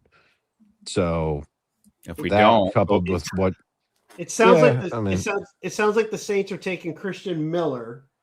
And that's the 42. So we know if there's any trade, it won't be with the 42. So it more than likely is the 73 if the talk is real. Yeah. Damn. I know I was getting greedy. I know it was unrealistic we'd get a 2 for Thibodeaux, but I was hoping. Yeah, I'd take a 3. Like, are you going to get a 3rd comp for him? And like probably not. Yeah. And like one of you was saying, if he gets injured and then he doesn't sign a big deal, then the comp pick goes even further down. But I wonder if they've had an offer for a third rounder, because people have been speculating that they've gotten offers for thirds, but they've held firm that they want a 2. But I mean, I guess they can just sit it out and wait till the third round comes and then pull the trigger on it. It's interesting that he already said goodbye. But yeah, that's a great point. That could just be him being dramatic. He could be trolling fans too. I mean, he could, but that seemed oddly specific, though. I mean, there's been a lot of people. It's got to be tough being Kayvon Thibodeaux the last like week and a half, because all you're seeing on social media is like, you're getting traded. Today comes up even more so. Ricky dropped that bomb, then Jordan Schultz picked it up, like it went national. So I don't blame him. Just if he wants out, could get a big contract somewhere else, you know. I'm glad when I tweeted out my picks for the Giants at 37, when I listed them, that I put Colton Hood first with the corners. That a boy. I just like to get a little. I don't want to look stupid on draft day, you know. I remember one of the worst takes I ever had on BBI was, and I love bringing this up, is when they drafted Charles Way, and I was like, why the hell are they drafting a fullback? We have Kenyon Rashid. We don't need another fullback, you know. And it was like, and Charles Way ended up being one of my favorite Giants of all time, and it was with the irony of that. But sometimes you have to like sort of poke fun at yourself for your takes on the draft at the draft. Like nobody's ever going to bat 1,000. What? Nobody's ever going to bat 1,000. No, but it's funny when you get so passionate about a certain player. Somebody brought up Ron Dane the other day in chat, and I don't remember Giants fans being overly upset with Ron Dane when they drafted him. Maybe I'm mistaking. Maybe I'm not remembering that correctly, but it wasn't like they were super excited. But he was a Heisman Trophy winner, 2,000-yard rusher. Now, the thing was, as we went back and look at the highlights, Wisconsin's offensive line was blowing open these massive holes for him, and that inflated his rushing numbers. But I remember thunder and lightning, and everyone was excited until he actually carried the ball for the Giants. I still remember my dad calling during the Vikings playoff game when we beat them 41-0, and he's like, they got to get this Ron Dane out of the game. He stinks. Yeah, because I don't know if you guys remember, Ron kept fumbling. I mean, there was one pass in the hands that was intercepted, and then he couldn't get the ball into the end zone on the goal line. Ron Dane, who makes you long for the acceleration of a Prius. Yeah. And then there was Tyrone Wheatley, who used to fall asleep. What did he have, narcolepsy or something? They tried to say he had. Dolphins are selecting Jacob Rodriguez. Kevin also said a moment ago, can you like scroll on this chat? No, you can't. All right. That the Cowboys were trading for a 49ers player.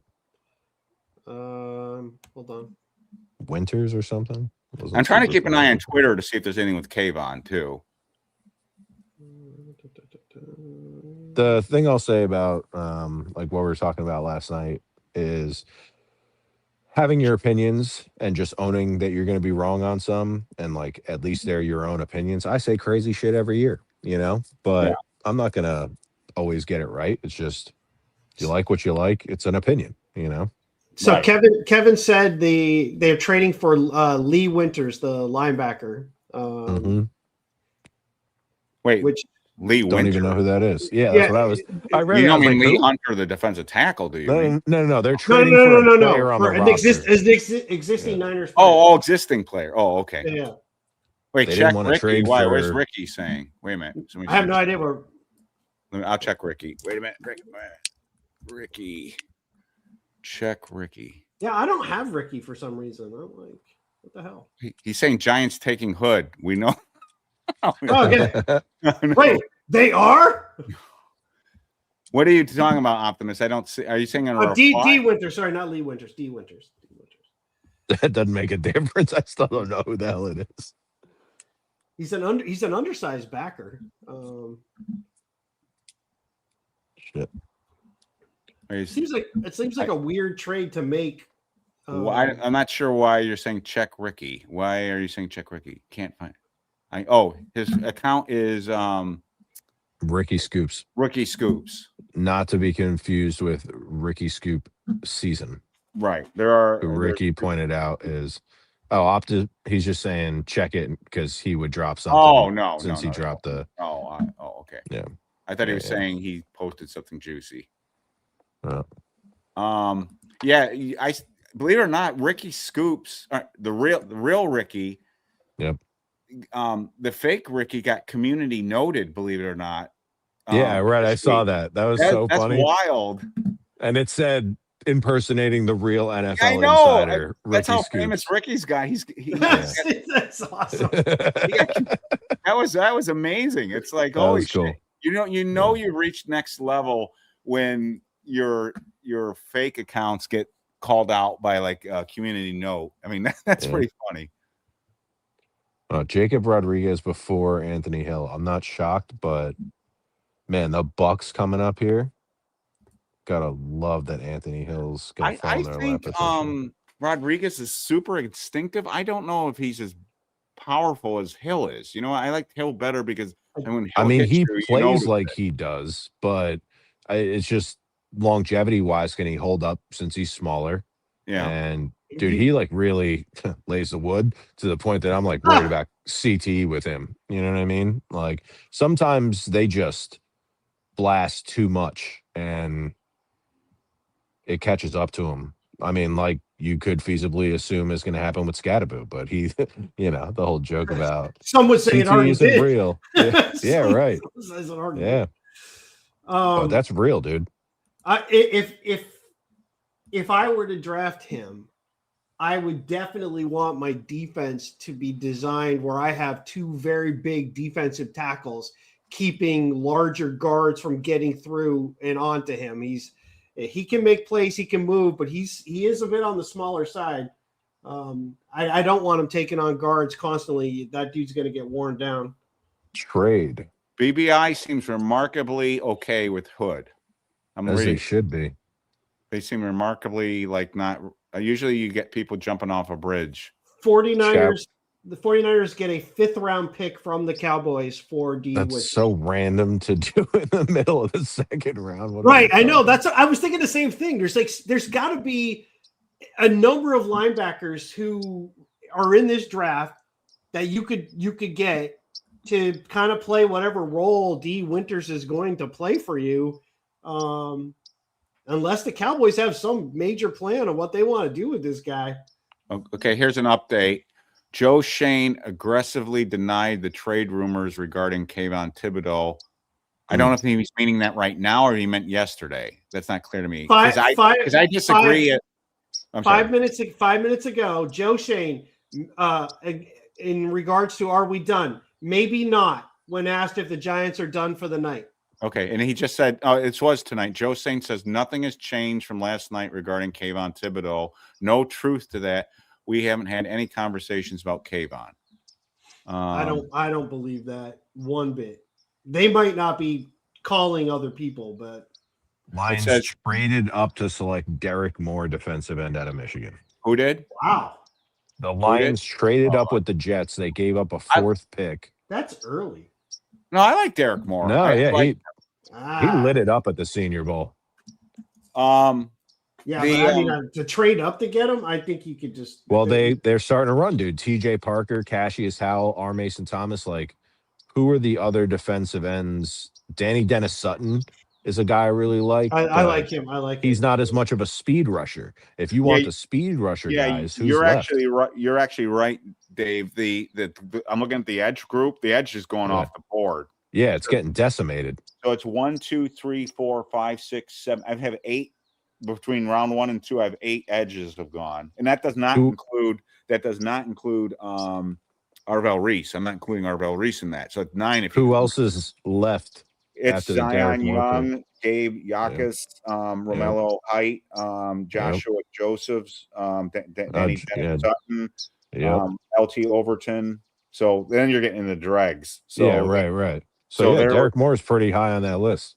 So that was there. You're running out of guys, and again, if you're looking at people like Height and Josephs, you're talking about one-dimensional guys right now, pass rushers more than complete players.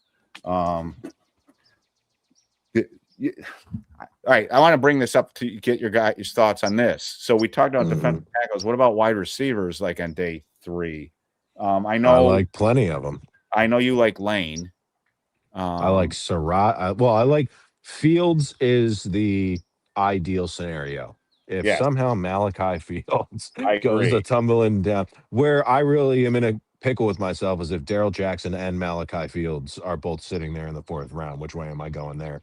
Which I have not gotten that far yet. But yeah, wide receiver.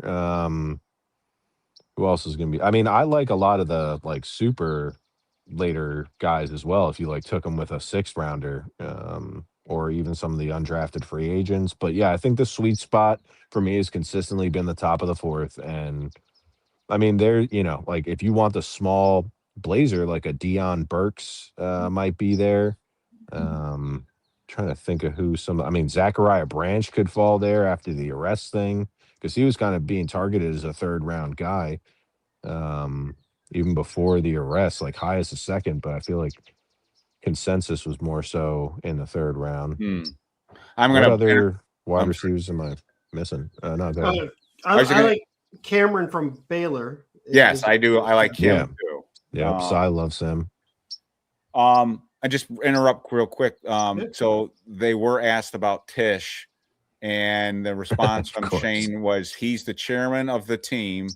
He's in the draft room like he is every year. So he is officially, I mean, I think we knew that, but he's still the chairman. So they're they're letting him hang around. Let me see. Zion Young to the Ravens. He looks like shit. There goes another edge, though. Yeah, yep. The edges are almost gone, unless you like the Illinois guy. I know people are mixed on him. Yakis. Yeah, I don't know. Some people like him. Some people are like, I think I was a little higher on him than others, but he's out there still. And then Height, and then Joseph's. But then you're talking Danny Dennis Sutton, and then after that, like I think John you mentioned Overton. Right? Yeah, LT. Yep. And then after that, you're getting into the like Max Llewellyn's and I like Llewellyn. I don't know what I mean. I think he would be more of a Steelers kind of guy that they could get later and kind of be a backup in that situation. But I do like him though. Caden Curry is my gotta have J3 defensive end out of Ohio State. So guy's an absolute animal. In week 3, the Baltimore Ravens will play the Dallas Cowboys in Rio de Janeiro, Brazil. That was just up on the. Is that the first? Did they do Brazil last year? They did Brazil last year. It was it was first time. Yeah, it was I think it was the Chiefs Chargers game, I believe. Okay. Harbaugh says Colton Hood is going to compete to start. Yep. He says the cornerback was good. Now it's really good. Wow. Bucks took Trotter over Hill. I took him for the Bucks in the BBI mock draft. Shout out Matt G and the boys. I thought Trotter would make it to the 3rd round, though. Doesn't shock me. The reporters don't seem to be focused on Hood. I wish they'd be more focused on Hood than they are talking about some of this other stuff. What else do they have to be focused on? He's the only draft pick tonight. Well, they're asking him about Tish. They're asking him about Thibodeaux. I wish I'll get the transcript up soon, but I just wish they would focus more on. Let me see. So they're sticking to the tip and not the hood. Yeah, I know. I hate that. It's not good. That's not good. The innuendos this year is just through the roof. All right, here's Sai's take on Hood. Wait a minute. Repost this. Spent time at 3 schools in 3 years. Didn't start until 2025, but played a lot in 2024. He's a bit raw, but if he can clean up some of the technical components of the position, his upside can be top 10 corner league wide.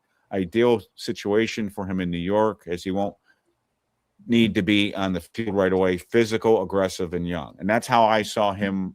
He's a toolsy guy who can run fast, and he's aggressive. So if you like physical, aggressive, tall corners, and he plays with a bit of an attitude. So that's kind of, and to me, that's Denard Wilson, John Harbaugh, and that's why I had him higher than Cy.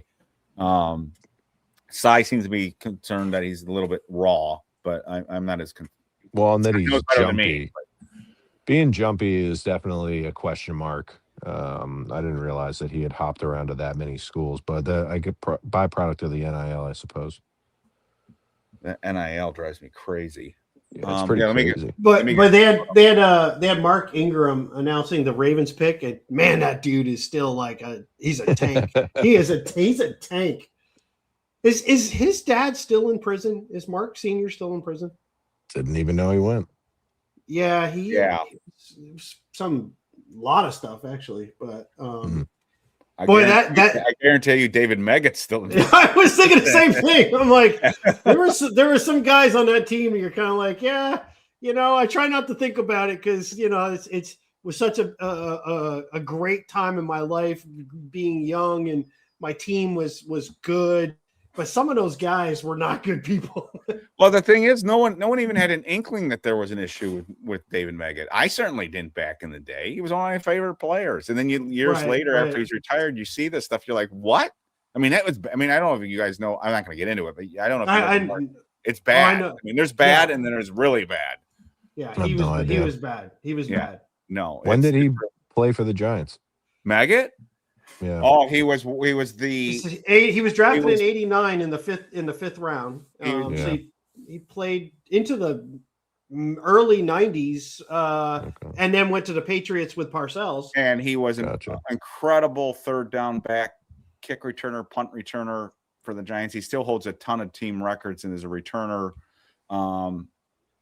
and big returns in big moments against the Eagles when the Eagles were really good. And he would, like the opener, I remember still him breaking that game open with a returner. Well, and he was awesome out of the backfield as a receiver. Just awesome out of the backfield. The Redskins game, week 1, when he catches the pass over the middle from Sims, takes a shot in the hip by Alvin Walton, bounces right off that, goes like 50 yards for a touchdown. He had the big play against Denver in the snow that was one of my all-time favorite. That's the Gary Reasons game, and that was one of my favorite plays. Both those plays are two of my favorite plays. William Roberts has one of the best clear-out blocks. I think he takes Simon Fletcher right out of the picture, and that sets it up. And then he had the punt return, his first punt return touchdown against the Raiders in week 16 before the playoffs. He had that one for a touchdown, which was just and they followed it up with the first game of the following season against the Eagles with the touchdown. You know what I liked about it too, because I went to school in the DC area and I hated the Commanders, the Redskins. And he threw 2 touchdowns touchdown passes against the Redskins in different games with Dan Reeves.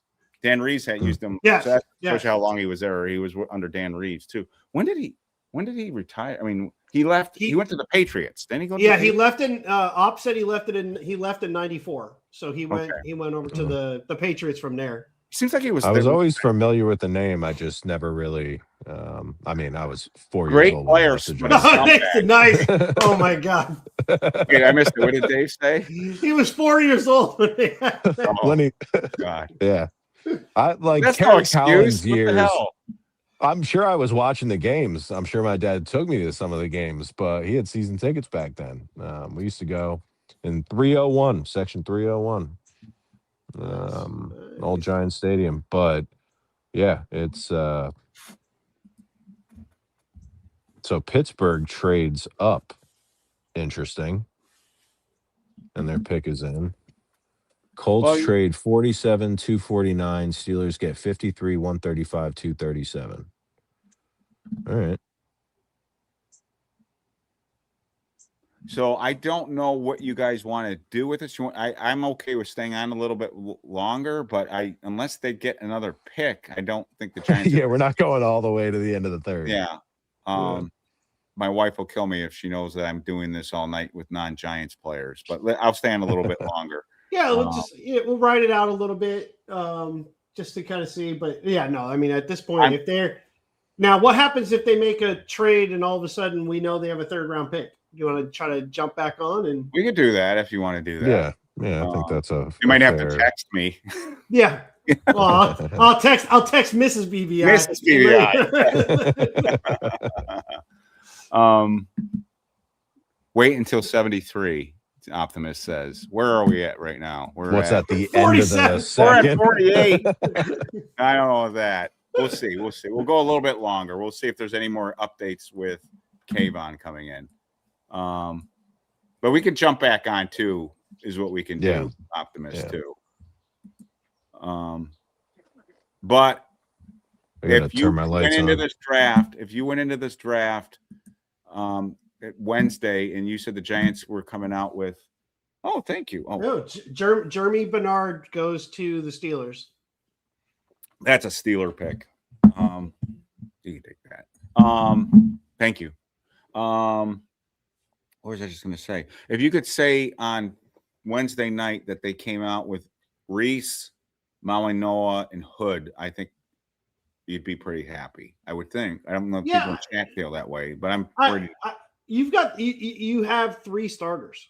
Yes. I mean, you have 3 starters. It's and they're gonna at least 2 of them are gonna start on opening day, and maybe the third. I think Newsome probably still starts, but Hood's gonna push him.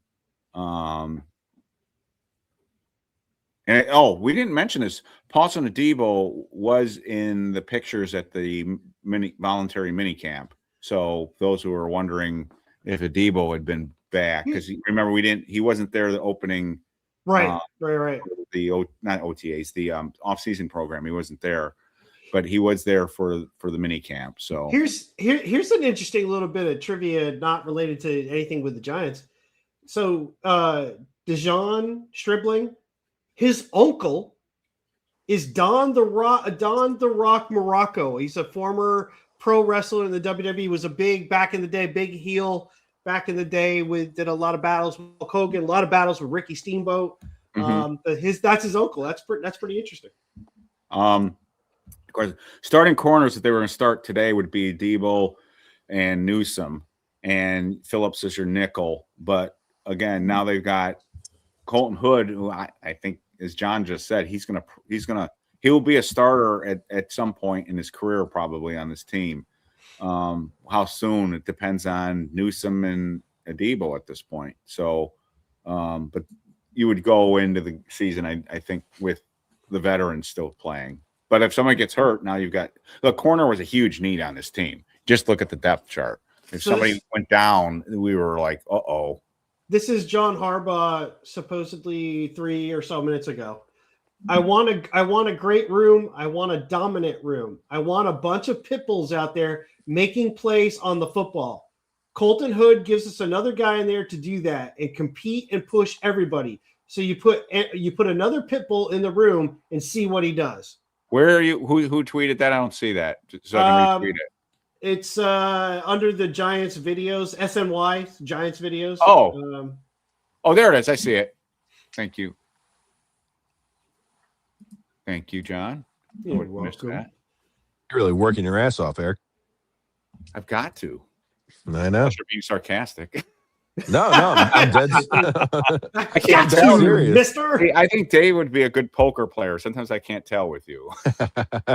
I suck at poker. I do too. So I can keep a straight face. I'm just not good at it. Here's another one. John Harbaugh on Deonte Banks. He hasn't played that great. He'd tell you that, but he is capable of playing a lot better. I mean, I think he is. Oh. The deadline to pick up Banks's 5th-year option is May 1st, so that is coming up pretty quickly. I suspect the Giants are not picking up that. I guarantee you that John Harbaugh, when he saw the film of Deonte Banks, threw up in his mouth. I mean, I guarantee you that. Well, it depends, because he's going back to the defense where he did well with Wink, right? Or some version of that. Yeah, but I think it's the run defense more than anything else. It's not the cover, his ability to cover. It's him like avoiding contact and like. I think it's his ability to cover. I mean, he's abysmal. He lets up way too much in coverage. I don't disagree with you, but his run defense is even worse. Which, I mean, he doesn't do anything. He doesn't do anything well except So why do I get the feeling it's like vacation? It's like when they bring out the green family thruster, and he's like, "Hey, you think you hate it now, but wait till you drive it."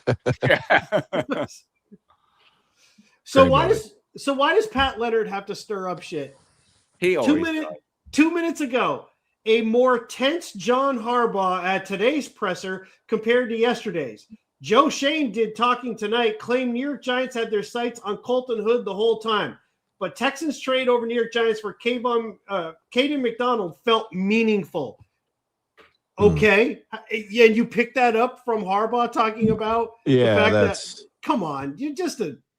He could be right, but I he's just trying to stir the pot. And the other guy who's starting to stir the pot in more areas than Saquon is Ryan Dunleavy. Yesterday, you guys have really had it out for that, dude. The last couple of weeks. It's just that would be me. Yeah, that's John. That's not me. But yesterday, the Giants had a really good first day yesterday. But you couldn't tell that by reading Ryan's Twitter feed. I'm like, dude, anyways.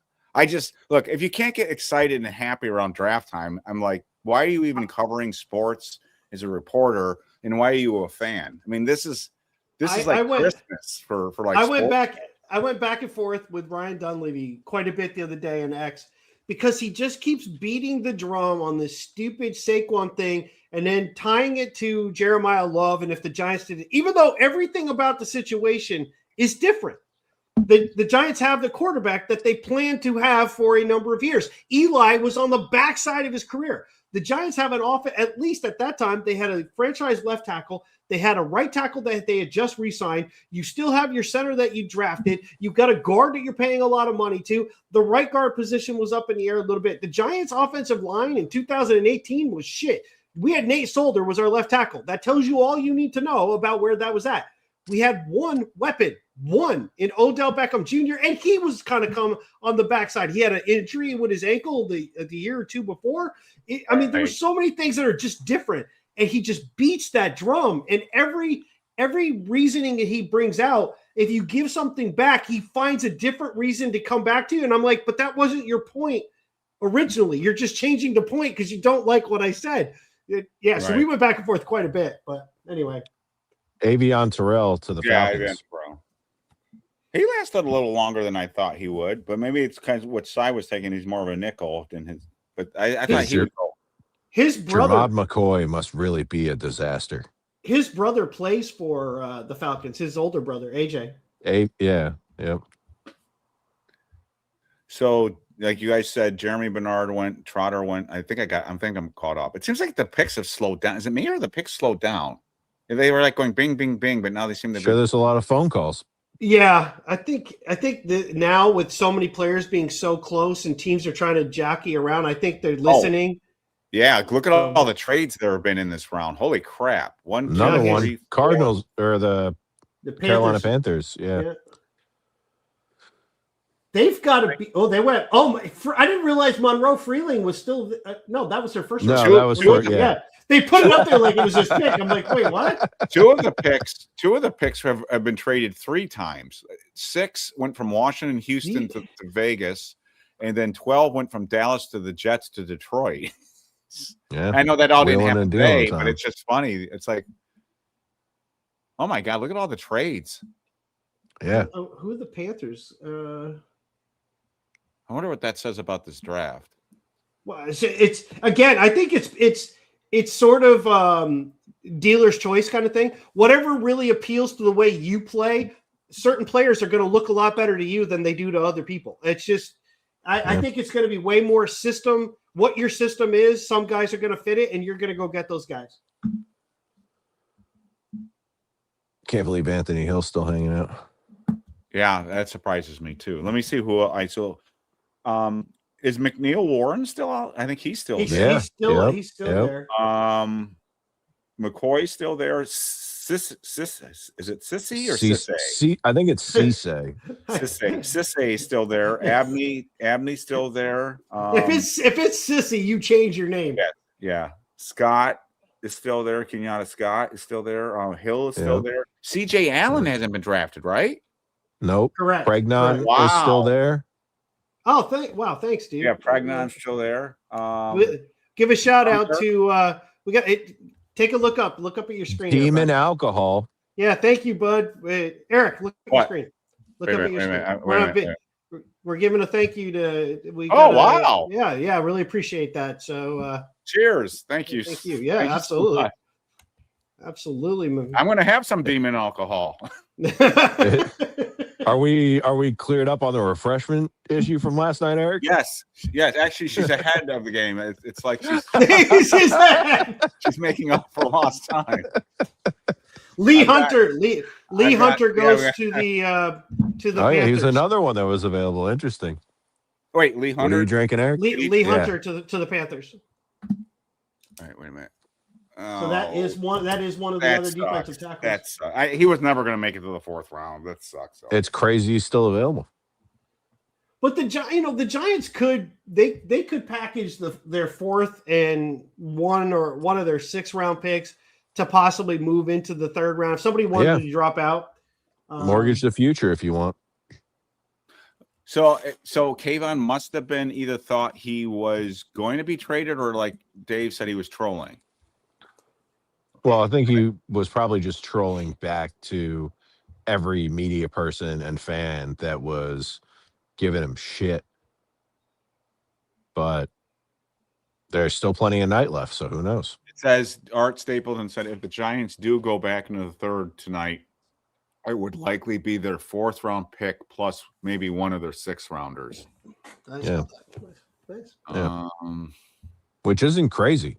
If you're convinced, if you've got somebody that like, all right, so let's talk about who are some of the names. I'm gonna have to pull up a list. I would think Daryl Jackson, if he's still sitting there, has to be somebody they would consider. Yeah, I certainly would for that spot. Let's see what else we got here. Boy, I'm with you though. I am shocked that I'm not. I shouldn't say shocked.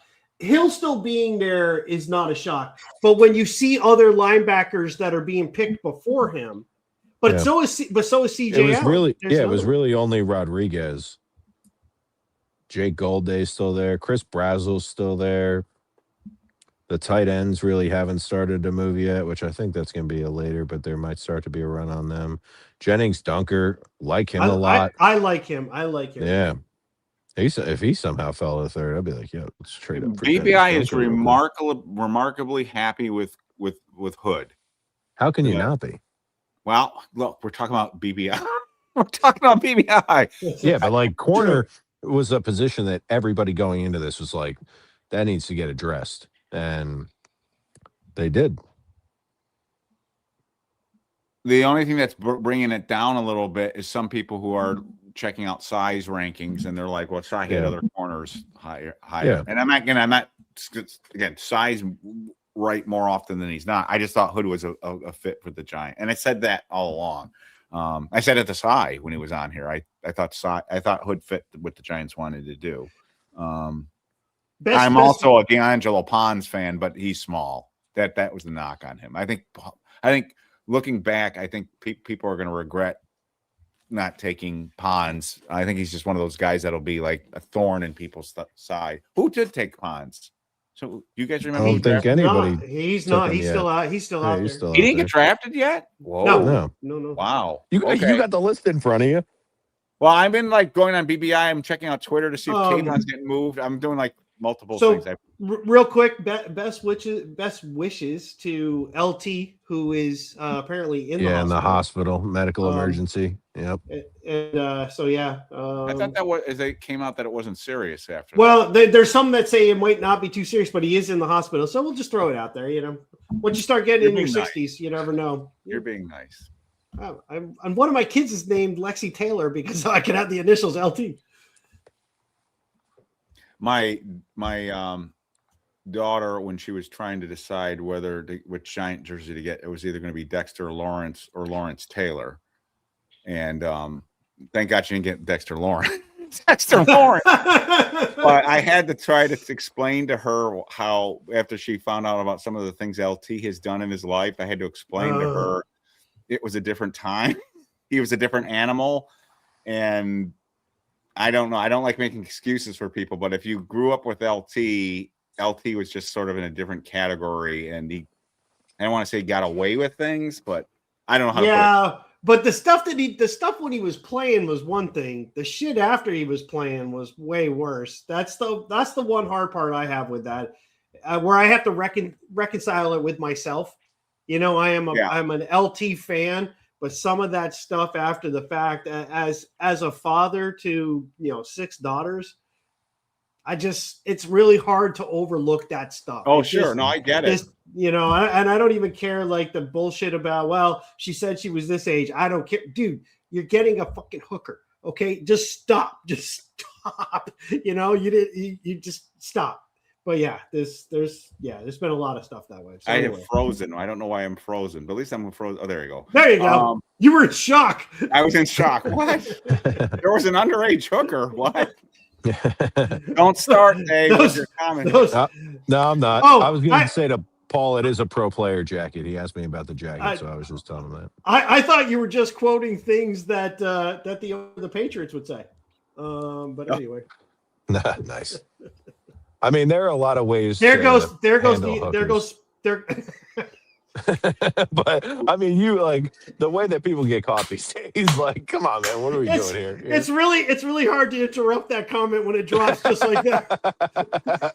Sorry. Oh, the Jets took Pons. D'Angelo Pons. I don't like that going to the Jets. At least he didn't go to the Eagles. I'll tell you what. I don't want to see. I do not want to see the Eagles take Jermod McCoy. I don't want to see that because we know how that's going to end. I wouldn't worry about it. The fact of the matter is, if he's dropping the way he's dropping, there's something seriously wrong with that dude's knee. I mean, he's too good for teams to pass all the way this far. Yeah, no, it's crazy at this point. I mean, it's both knees. I think that's really the problem. Yeah, I remember the Apex One jackets MP. I have a whole collection of vintage Giants jackets. I've got a couple of Apexes. Got a couple cool windbreakers. It's just too fucking cold for that right now.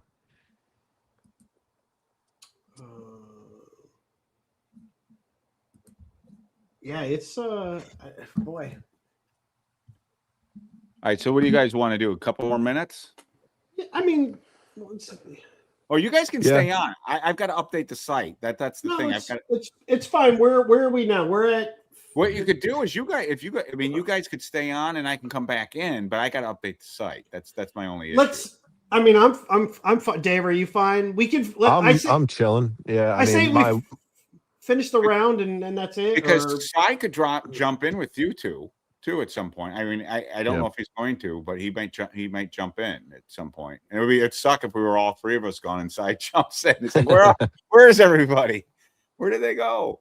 Yeah, he did come in like the later half of the round. So if he jumps in, maybe it would be the next several picks. He's got a lot going on though, I'm sure. He's tweeting out about every pick. Yeah, no, I mean he's hustling.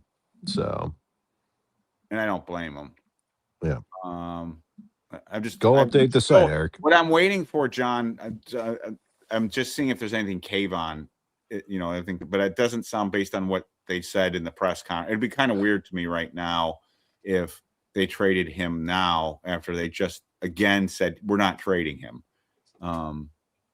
If you want to go update the site, and then if we have any of the cave-on stuff, we'll call your landline and make sure that you're aware to get your ass back down here.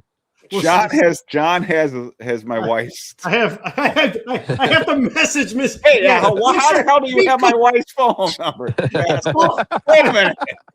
I was thinking, what's going on here, son of a bitch?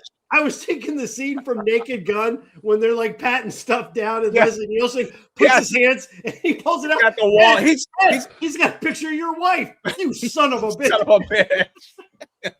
Wow, Jake Galday ahead of Anthony Hill. Whoa. To the Vikings. Yep. I'm not shocked by that. What is going on with the Hill? Yeah, I don't know why he's dropping so bad. I say we take it to the end of the we'll go to the end of the second round, And then if nothing's happened, we'll call it. If you can get back in before the round ends and finish it up, great. If not, well, I'd actually rather go. I would rather go now and then come back. If you guys wait, are you saying you guys are dropping out too, or you're going to stay? No, No, I'm we're saying hanging for out. the end of the second round. So if you can come back in before the second round's over. Oh then yeah. All right. Let me drop out, update the site, and I'll come back in. Okay. Is that what you're saying? That's what you were just saying, right? Yep. Yes, sir. Yep. Okay, but you just look like that was not. All right, never mind. No, Just I'm good. All right, I'll be right back. I'm just gonna take a drink. All right, so the Packers have made 8. The real question here, chat: can I finish another cigar before the end of the round? Because this guy's on his last leg, so we've been working him. But dew point, wind spill. Yeah, I'll give you a weather report right now. It's fucking cold. I do not miss those days. Feels like 37. We're going down to 32 in the actual temperature, which will feel like 20s again. 54% humidity, 7-mile-an-hour wind in Shelburne, Vermont. Yeah, I don't miss those days, and I was a little bit not the north of it made it anymore. Are you on mute, John? I can't hear you. I shouldn't be. You good? I can hear you clearly, so I don't know. Is anybody else having an issue? La la la la. Can you hear me? Yep, I'm good. I can hear you, and I can't hear you. let's just all right, everybody else. You hear John? All right, then Yeah. it's messed up on my side. Okay.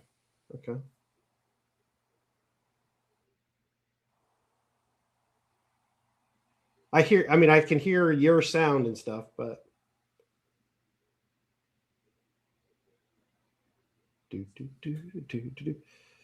Demon, where are you in the Green Mountains, bud?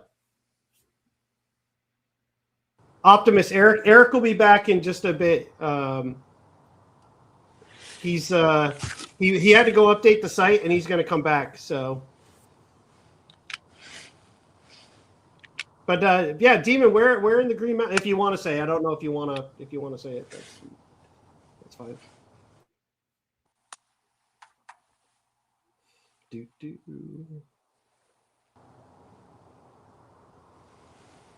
If you're tired, he's so tired.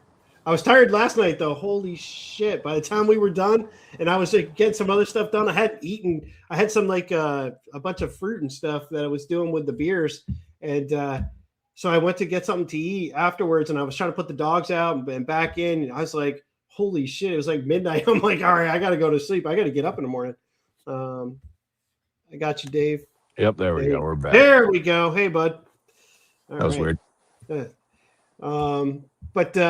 yeah, definitely, dude. I got to get back on. This week has been near Mount Abe. Okay, damn. I played Mount Abe a number of times back in the day. I grew up in Fairfax. I played baseball and soccer. Yeah, it's interesting. The whole diet thing for me. For you asking real quick here, I've been really sticking to it until this week with my wife being away. Dealing with her mom and stuff. So I've kind of been. I'm trying to do a lot of the meal prep and stuff for myself and other people in the house, and I just get busy with so many different things between this.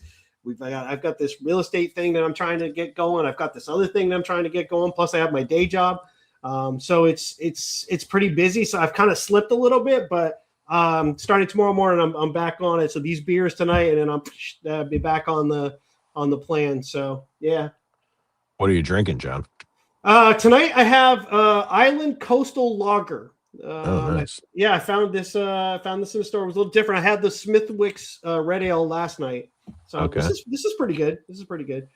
I'm more of if I go out, I want it draft. I won't do cans or bottles of Dos Equis Amber, but Dos Equis Amber's draft is just so good. We got so many great Mexican restaurants down here that just love it. Love it. Yeah. Dude, the beer up here is wild. I mean, I didn't realize till I moved up here, but Vermont has got many breweries. It's incredible. Yep. Hell yeah. Have you ever been to Higher Ground? You must have been to Higher Ground. Yeah. I've been to concerts. My father-in-law is always been in bands up here in Burlington, and he plays Higher Ground like every year pretty much. Oh, no kidding. Nice. Yeah. Nice. They used to play at Nectar's. Fish used to open for his band back in the day. Nectar's is gone now, dude.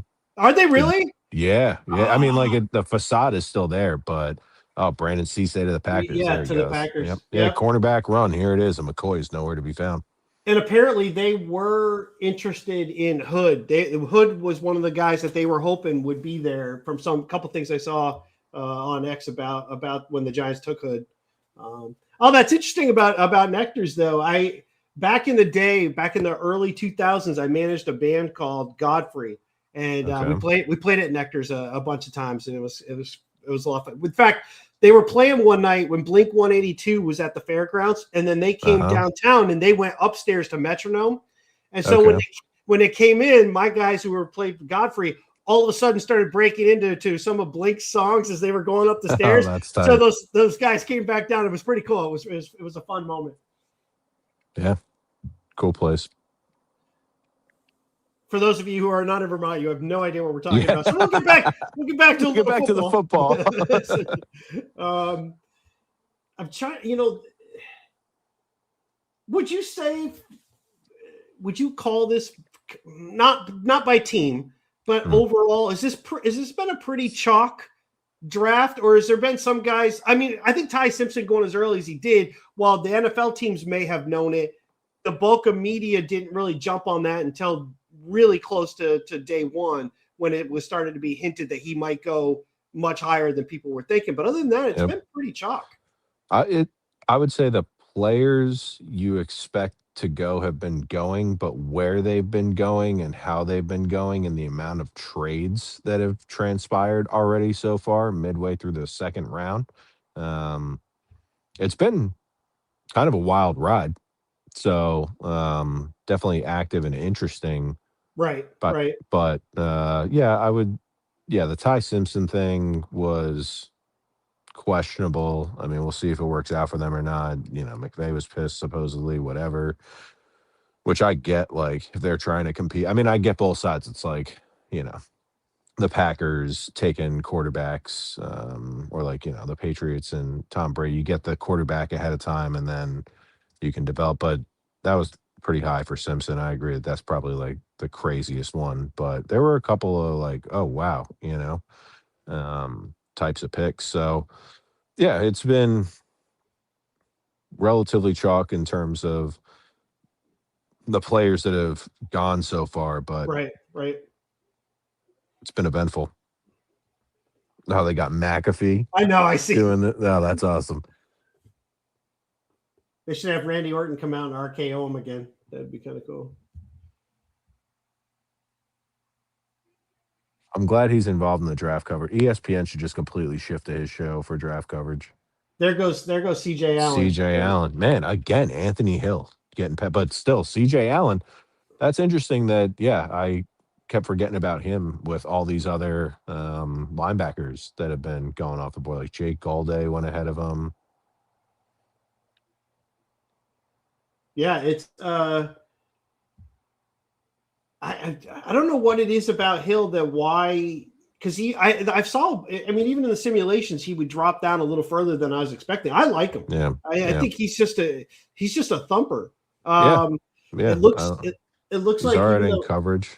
It's not up here, but I do see it in chat that the Eagles are going to take Eli Stowers, the tight end from Vanderbilt. Yep. Yeah, it was only a matter of time before the tight end started to run. There was like a pretty wide gap after Sadiq, but once somebody starts this train, I would expect it to get going. What do you think of Roush from Stanford? Yeah, like Roush a lot. His trajectory continued to rise quite a bit. He had a really good combine, if I recall, that, helped in that rise of his stock. Eli Raritan, the kid at Notre Dame, another big body guy, like the two Ohio State kids, like them a good bit. I didn't spend a ton of time on tight ends this year because I was just getting deep into other positions. I just didn't really foresee there ever being a circumstance in this draft where we're taking a tight end, given Likely, Johnson, Thibodeaux, Manhurts. You know, it's like Right. But it is a really good draft for tight ends. But I like the guys like later on in day 3. So, but yeah, Roush, could he go tonight? Yeah, I wouldn't be completely surprised, but yeah, it does, Optimus. Does Raridan have questions with his knee? Does he's had a knee injury in the past? I don't know. That's a good question. Again, I'm not as studied on the tight ends as I should be. I always kept telling myself, oh yeah, I'll get to the tight ends. I'll get to the tight ends. And then I just never got to the tight ends. But I like him because he's got the size. Sai is saying he won't be able to make it on tonight. Which is fine. I mean, it's we're good. Thanks, Sai. I do appreciate it from last night, though. We'll definitely have to do a recap of the whole deal when it's all said and done. The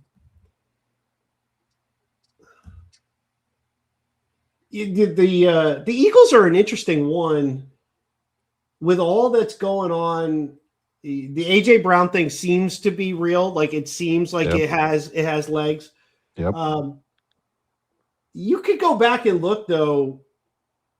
I mean, how much of it was the pieces and how much of it was Jalen Hurts? Even the game when the Giants beat the Eagles, pretty soundly in that second half of that Thursday night game.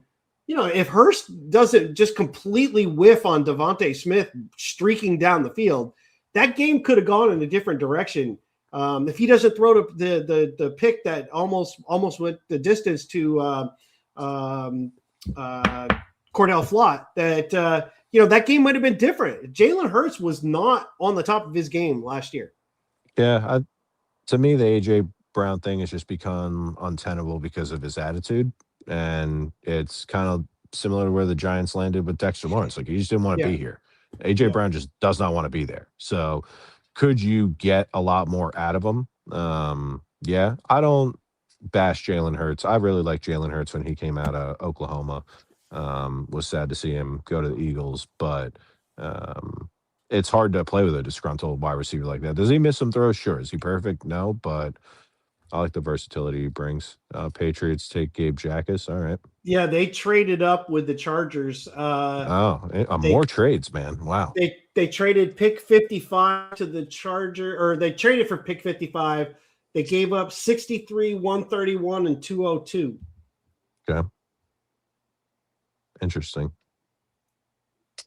That's starting to make me feel like when you see some of these trades and stuff, that some of the trades that I was being offered in the simulator weren't really that off to a lot of these things.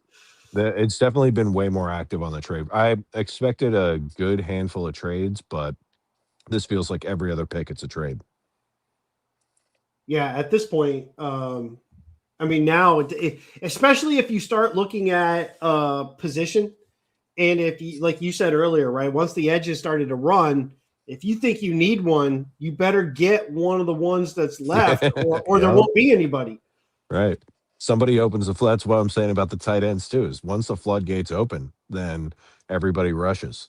So the position that, and it was low to begin with coming in. Thanks, bud. It was low coming in, the running back position. And we really have not. We've had just, a couple backs taken, but that's it. And I don't know that we're not going to see, we might not see one here in the second round before this is over, especially with the run in other positions. Yeah. You want to go ahead and answer that question that's up on the screen? Yeah, I love Malachi Fields, been talking him up. He's somebody that I would even consider trading back up into the third to go after if it's not anything too crazy. But I think great contested catch guy, exactly what we need. We haven't had a big body wide receiver in a long, long time. That would be a cherry on top of what's already been a superb draft, in my opinion. But I haven't figured out the Darrell Jackson versus Malachi Fields at the top of the fourth conundrum. That would really throw me for a loop. So, okay, let's play the opposite of the coin. What about Malachi Fields? gives you pause or concern? Things that he's going to have to prove at this level that maybe might be the reason why he will slide down a little bit. I think it's probably just a speed. Okay. And like him he's got to be more polished as a route runner. I guess people could argue that he might be more one-dimensional as a receiver, but I don't think I buy into that as much. But if we're trying to like play extremes here, I guess you could throw that in. Yeah, I think it's like the speed and the separation issue, but I'm not asking him to do any of that. I'm just asking him to catch the ball when it gets lobbed up to him, you know? So it's leave that to Neighbors and Calvin Austin, Darnell Mooney, and there are a lot of small shifty guys later on that if you want a burner or like more of a Wan'Dale Robinson type, then you could certainly get one in like the 5th or with one of the 6th. But the big guys, I think they're going to go. It's funny too, because where do you think teams, I don't want to say go wrong, but where are they wrong on some of these players like a Puka Nacua, right? You get him later in the draft, and this guy is one of the most prolific receivers in the NFL since he's come in. How do these teams kind of miss these guys or the traits that they're looking for where they overlook something else? And it seems to happen a lot more at wide receiver than a number of other positions. There's just always a lot of wide receivers, man. And I forget where Puka came out of in college. Was he Utah, BYU? I think is he BYU? Yeah, that sounds about right. But yeah, that's it. So then you could say Chase Roberts this year is another guy who's 6'3", coming out of BYU, and it's just like, yeah, all right, whatever. He played at BYU. You know what I mean? I'm not saying that Chase Roberts is going to be Puka Nacua, but it's not like the size. There are plenty of guys with size that are going to go in the 6th round at wide receiver. But, you know, was he the flashiest? That is one thing with a lot of players. You get infatuated with the speed of some of them, but then when you go back and look at it, like a wide receiver that's running a 4.5 versus a 4.3 or a 4.4, the 4.5 guys more often than not, or even like a 4.6 guy, can be one of the better wide receivers in the league. It's not always about the blazing speed. And I think that, yeah, people just get lost in the shuffle later on when nothing stands out more than others. So the Vikings are sending Jonathan Grenard, the linebacker, to the Eagles in exchange for a 3rd-round pick tonight, number 98, and a 3rd-round pick next year. That is aggressive. And then they just picked up Golday, the linebacker, and then they go ahead and make the trade. Yeah, Grenard, I think, is more of like a rusher. Golday is like your traditional off-ball inside linebacker. So they're a little, but yeah, I mean, the Eagles must really be trying to load up to compete again this year. What's interesting to me about the AJ Brown thing is like, I guess it's going to be a pick for next year because. Yes, they have to do it post June 1st because of the cap. The cap hit is so big that they want to push it out to next year. So it'll be a post June 1st trade, different than the post first release, which can do, and teams, they just can't really they can't realize the cap relief until June 1st rolls around, but the player becomes available immediately to other teams. You can't trade a player post June 1st until you get to June 1st. So it's not like they let you trade them, and then because both teams then have to take on the cap implications. So that can't be done until actually June 1st. You know, what's also interesting with this Philadelphia trade is they're coming up at the top of the 3rd round and they trade for a defensive tackle or a defensive end rather. So what does that say about the defensive end run that we just saw and them feeling like they don't like any of the guys that would be available to them in whatever that is, like 10 picks or something. So much so that they trade a 3rd next year on top of it. That's the Jaguars just took Nate Bo. Is it Bo Kirker? Oh, yep. Kircher? Yeah, here. Dude, I told you, trains are running. Yeah, and that was Eric's guy. That was Eric for tight end wise. Eric really liked this guy. Okay.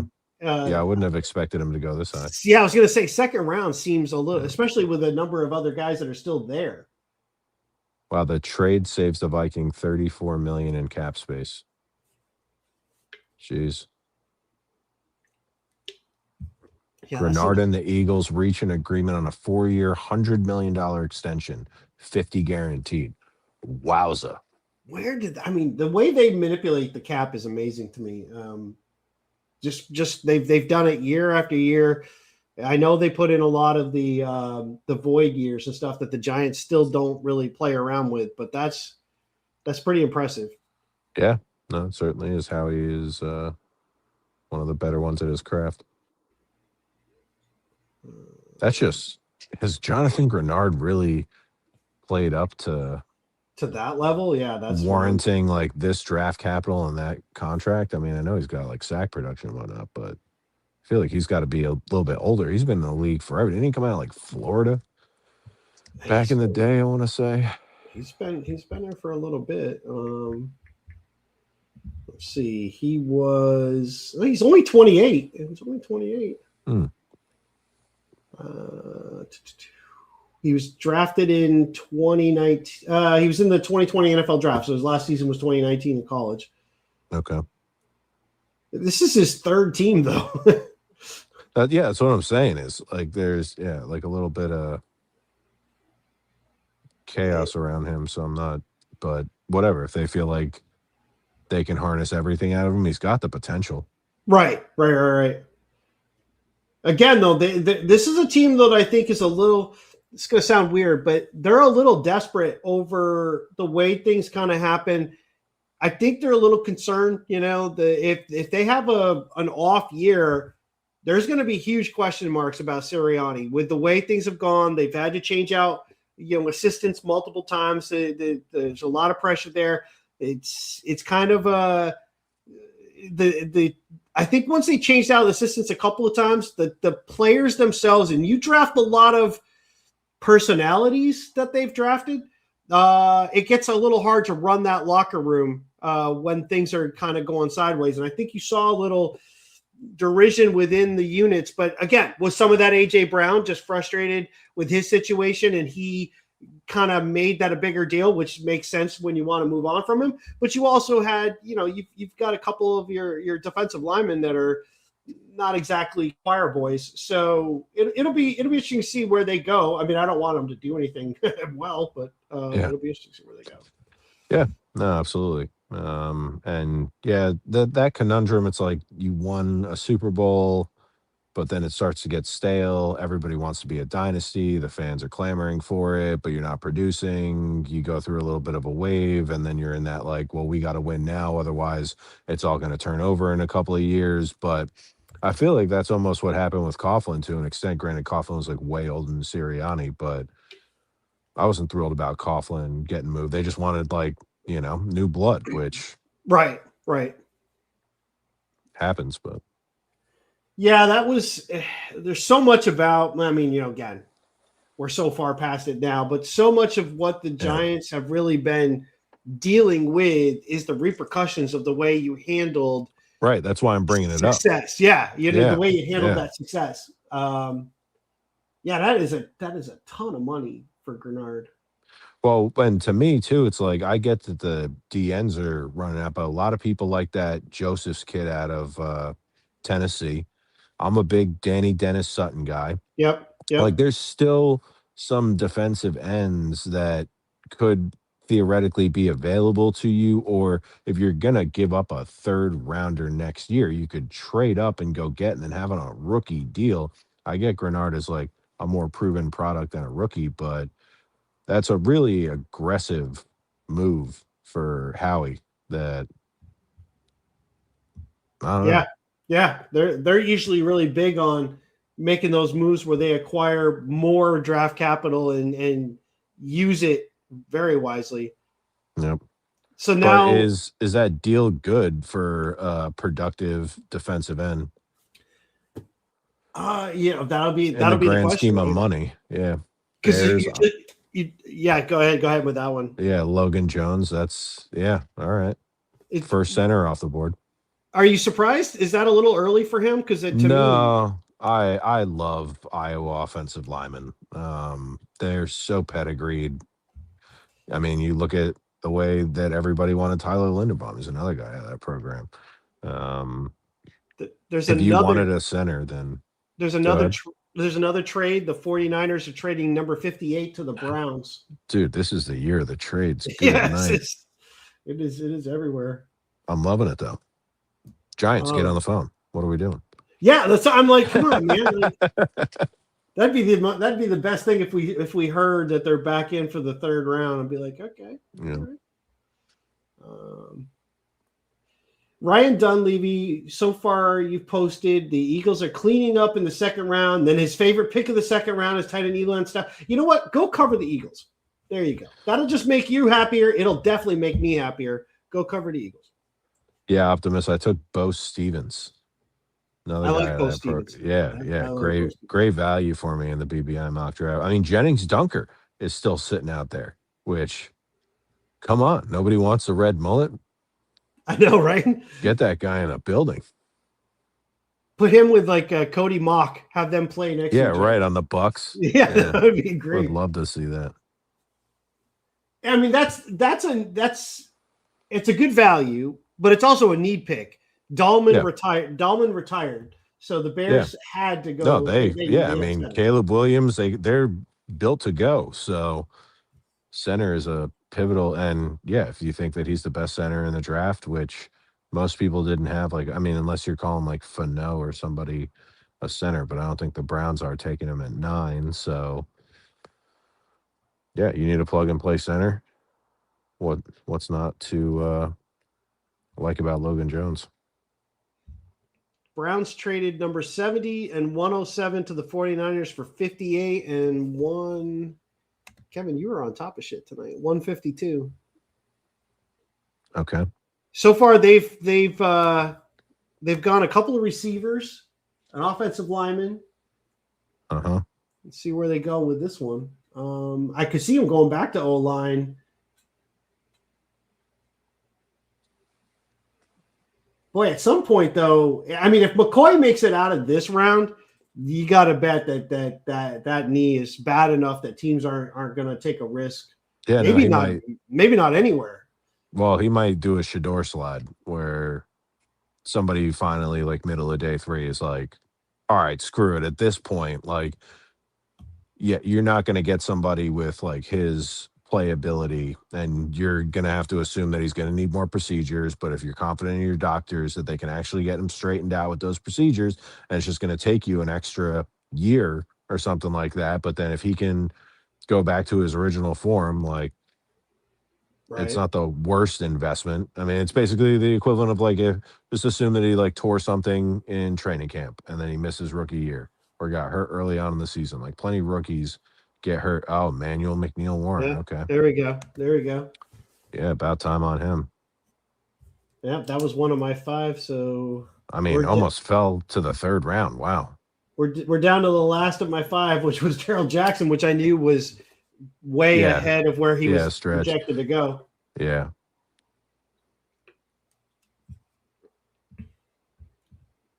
Yeah, so we got 1, 2, 3, 4, 5, 6. Bastards.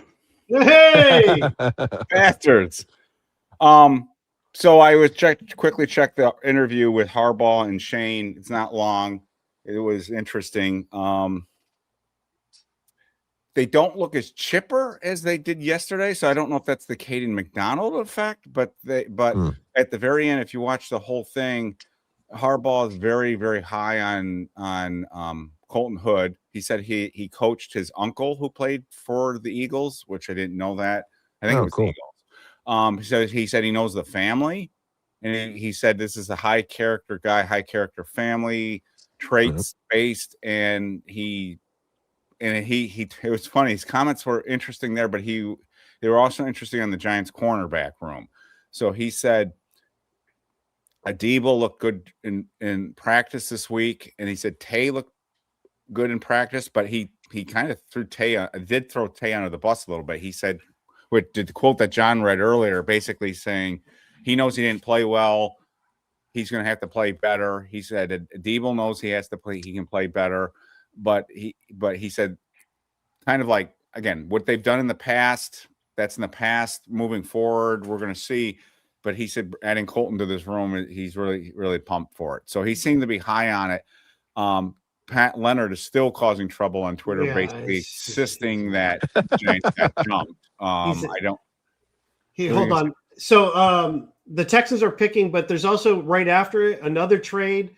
The Titans are trading up with the Bears. They're moving up. So yeah, did you see Dunleavy? Dunleavy is like just basically. Well, I'll be better about what I was going to say, but let's just say he's slobbering all over the Eagles and how great the Eagles stick around. It's like, Jesus Christ, go cover them. Yeah, he's also sort of like, again. There goes another tight end. The trade. You called it. You called it. But it's a short press conference, but it's worthwhile watching. I've got the video up. I don't have the transcript yet. I'll have the transcript. That's the only thing I have to do, and then I'll put it on the front, the whole thing on the front page. There's a running pick thing I have on the front page already, but it's got size right up, and it's got the video highlights of the player, and it's got the video of the press conference. So I'll have the transcript up shortly. I just want to let your boy from Texas A&M, the tight end, Boerker. Yeah, that guy. He went here in the second round. Really? Yeah. He wasn't supposed to go that high. He went to Jacksonville. Whoa, I didn't expect him. See, he was one of my later round, like maybe if he slides guys. Sounds like Tennessee is taking Texas linebacker Anthony Hill Jr. Yep. About damn time. Oh, you're talking about Nate Borkacher, right? However you say his name. Yeah, because our lads had him in the 5th round. Wow. Okay, I liked him. I gotta get caught up in the picks. I'm so far behind. Where are we? We're in the 2nd round still. A couple picks left. Pretty much almost the end, but yeah, Robert Saleh. They trade up, get Anthony Hill. What an incredible value Emmanuel McNeil Warren went. I see. And you saw the trade. The Eagles traded with the Vikings for Jonathan Grenard. Yeah, which had been rumored before, but now it's done. Wow, that's what $100 million contract all over on Twitter about. But the Eagles, that and Stowers, the tight end, he's like, oh, the Eagles, whatever, dude. Wait, what's he like, Eric? Yeah, dude. Yeah. He's clearly has wood for the Eagles. There is no doubt about it. I wish he had some wood for the team he's covering, but I guess that's asking too much. Marlon Klein went. I'm trying to cross the guys out. Give me a second here. Wait a minute. No, you're fine. He's got more of a sliver or splinter is what he's got for the team he covers, but Jesus. God, our lad said Marlon Klein in the 7th round. I was going to say, I don't even recognize the name. Where are we? D'Angelo Pons. Oh, they didn't make too many picks while I was gone then. There's there's Yakas. He did go. There's been a lot of trades. Yeah, there's a lot of teams moving around. Allen went. I see that. Okay. I'm almost caught up, guys. I apologize. Yeah, you're good. You're good. It's a helpful review for us as well. We put the whole show on hold, just waiting for you. Oh yeah. No, I was kind of in and out because I was trying to run down here, but I could still hear you guys talking, and I was thinking, what the hell what if they say something about me? We were talking shit about you the whole time. That's it. That's exactly what we did. Guys, did you see what he was wearing today? That stupid jersey he always wears. Get a real jersey. Man. I want to point out Optimus's comment. Celebrity deathmatch John versus Dunleavy. Oh. Let's make that happen. Yeah. I've done a lot of up close and personal covering and training for it, but I haven't actually done it. MMA stuff. I'll try it. I'll do it with Dunleavy. We'll bring back the BBI training camp stuff, and then first year kickoff cage match. Hey, if they're going to West Virginia, I may go out that way. I'm not sure yet. I miss the old trips to. I didn't like going up to New Jersey because you couldn't see anything from the stands. I don't know what the setup's going to be like in West Virginia. Albany was great because you had a hill there. And you just sat up on the hill, and they were at the near fields, you had almost like an elevated overview real close to the players. And it was in the old days when they had goal line drills, it was real cool because then you were like right on top of them when they were smacking into each other. I was on the field. I had a media pass in 2007, and I was covering training camp for a day. And I was down on the field, and I was standing with John Baptiste. I can't remember what his full name is, but he was. Camp? Where were you? Which one? I was in Albany. I was in Albany. Okay. And so we were going over. He's giving a media guide stuff for me, and there was a couple of drills going by. And as the guys were running, Jeremy Shockey was running right by me. He ran right in front of me as he's going by. I mean, it sounds like freaking racehorses as they're just thundering down the field right in front of you. It's crazy how big these guys are. The biggest guy that I've ever just player-wise that I stood next to was David Deal.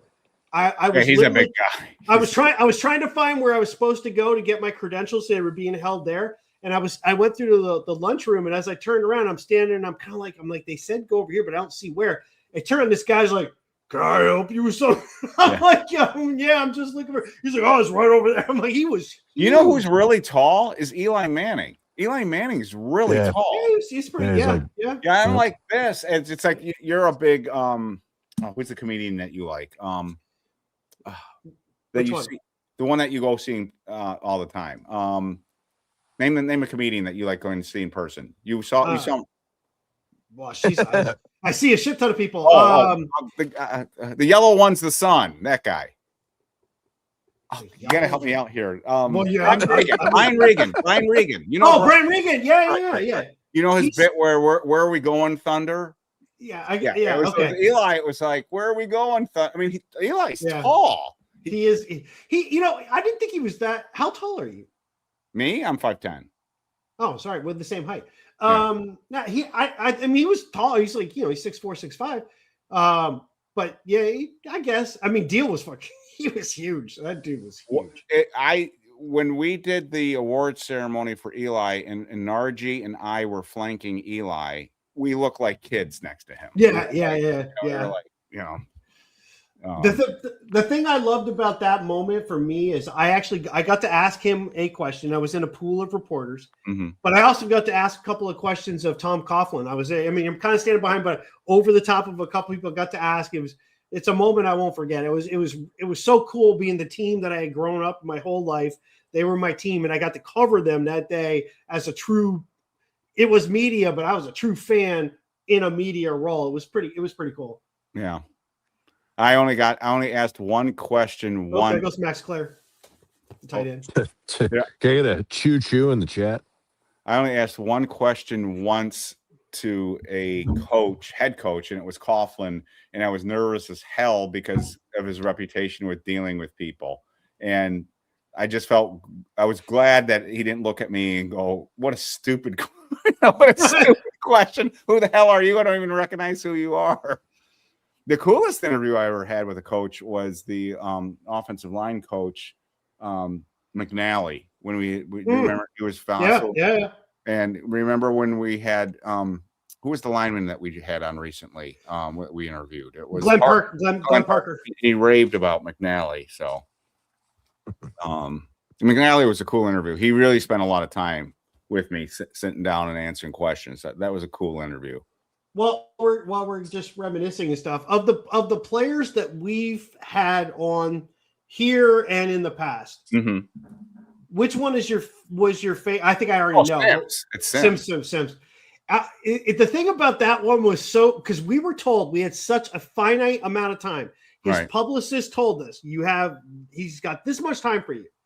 And when Eric and I were asking questions, we were bringing things up about seasons in the past. He was like, "Man, you guys really know your stuff." And I'm like, "I know, we got to get you." He's like, "No. He stayed for 45 minutes. Right. That was awesome." We had a really good interview with Leonard Marshall. That's probably a close second. Yep. That was the one where you made him cry. Yeah, I made him cry. That was good. Good stuff. You made Leonard Marshall cry. But didn't we have a really good interview with him, like in the original show too? Yeah. Oh, yeah. And Leonard's a good interview. I mean, he was a good and Sims we've done twice too, and he was a good interview the second time too. Mark Collins we've had on a couple of times. I had him on my radio show years ago too. And then Brandon Jacobs, I had him on my radio show years ago. He was fun to talk to. I think the worst one that we had was Steve Smith, because I'm positive he was high as a kite when we were talking to him. I couldn't understand half of what he was even trying to tell us. I don't remember that. I don't remember. Hey, did you see, Dave, that Anthony Hill went? I didn't see. Yeah. Yes. Okay. Yep. Dude, I love the Titans draft. Tate, Falk, Hill. Yeah. I can't wait to see that coaching staff together. Those two guys together, I'm waiting for them to implode. They said they said Dayball was all excited when they got Tate, and I didn't see the. I don't blame him. I don't blame him. I'm going to be curious to see how that quarterback does there. The Bills really took a while on the clock here for this one, but they finally made the pick. The other thing, too, is they were asked about whether their day is done, and they brought up Kayvon, and they were saying it's not going to be Kayvon. And then it was Jordan, I think, who asked, well, then how are you going to get back into the third?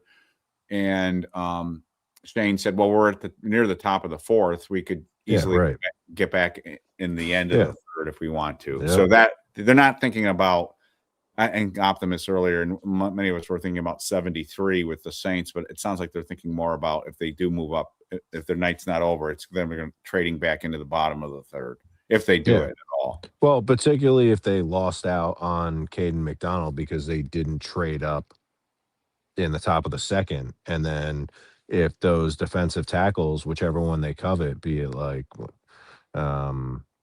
Chris McClellan, Daryl Jackson, whoever, like, don't want to get stung again by it or something. I always thought it would be just like a quick trade up, like 10 picks max. Right. Maybe get one of the 6th rounders. They would I don't know what the chart would be, but Davison Igbinosun, wow.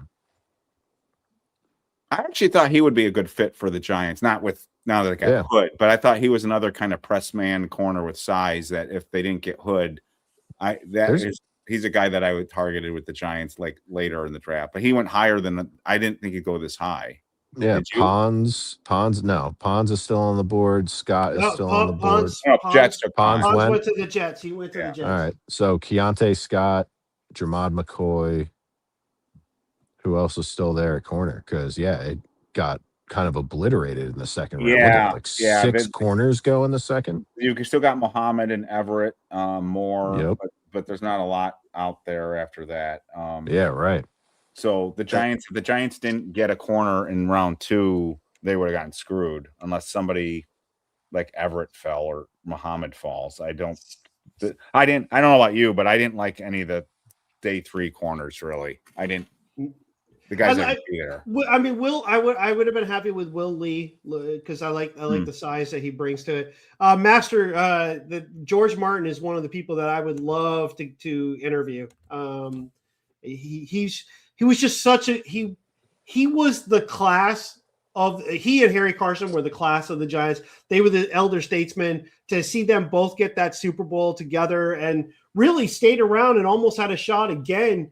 If things had just gone a little bit differently, but at the end of that 88 season saw, Martin and Carson and Sims were all kind of banged up, and it was just a tough end of that season. But John and I we've been talking to Larry, and we're probably going to do a 1986 show because it's the 40th year anniversary, and maybe we'll even get a player or two to come on at some point too. But we're going to do something on 86, which was, if you were too young or not born, that was still the first magical season because the Giants.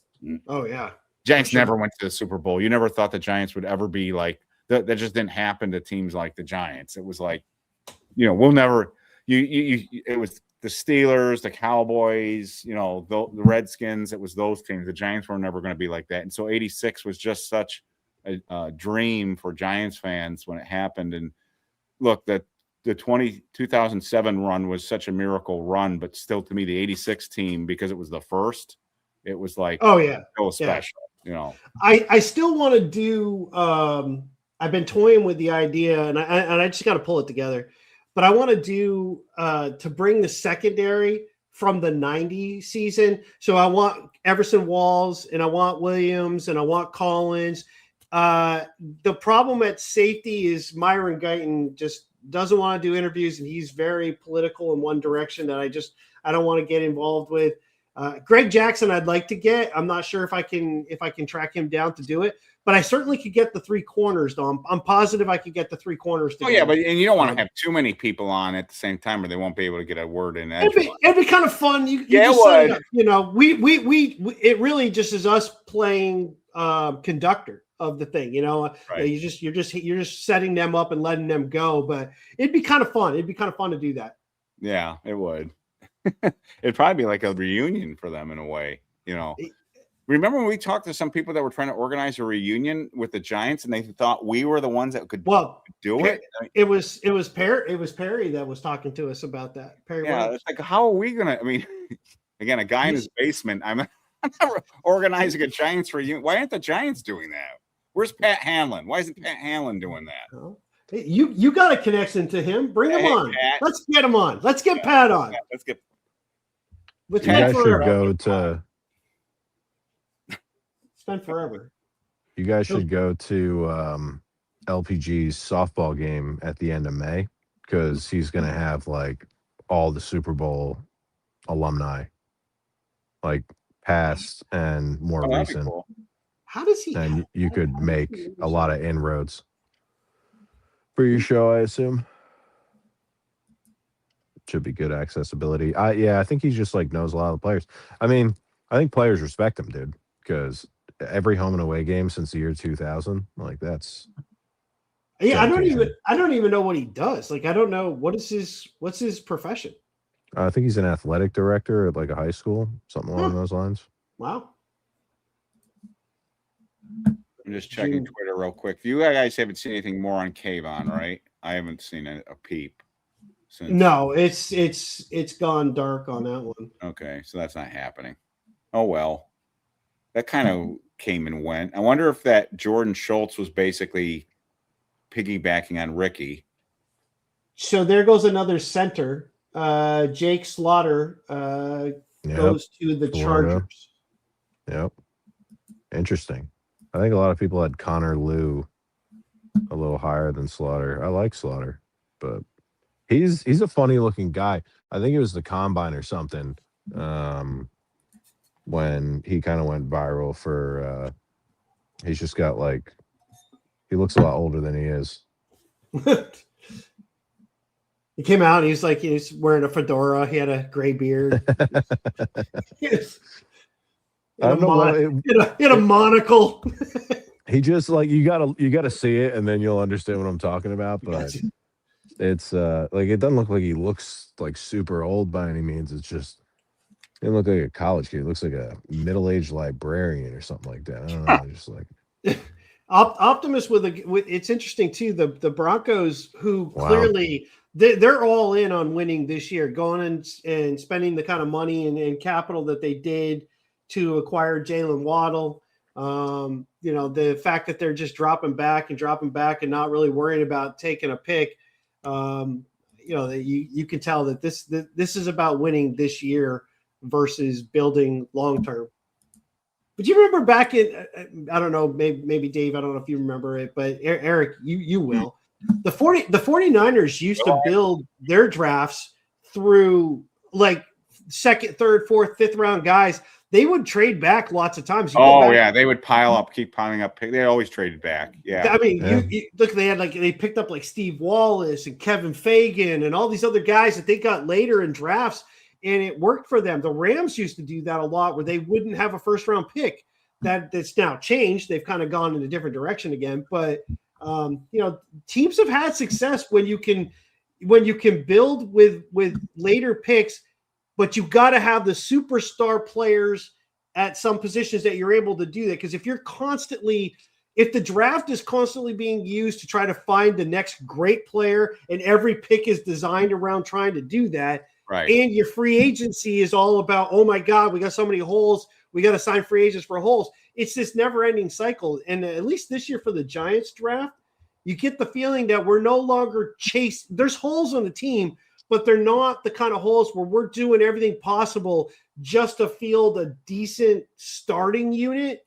This team is like building depth now and has players at multiple levels that can, in theory, are going to be able to put some pressure and some plays on the field, and that's a huge change for this team in the last 4 or 5 years for sure. Okay. Yeah. Ryan Dunleavy is reporting it looked like the Giants were jumped for Caden McDonald, but he was not in the small group of players that they were discussing at number 37 per source. Yeah.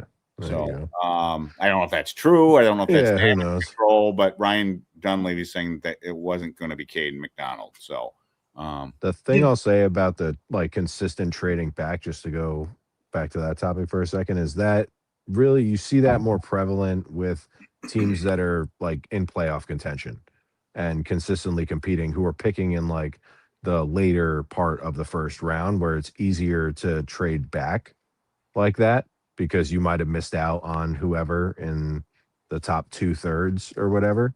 But I know it more so with the Patriots, and they consistently did it, but they were always winning. So right. I think it's easier to do something like that by comparison to if we were picking later in this draft, it might have been more of a reality, but Harbaugh not having picks up high, I think that's why they kind of stuck around and got their guys. The 69th pick has been traded 4 times, from the Giants to the Texans to the Bills to the Titans, and now to the Bears. Jesus.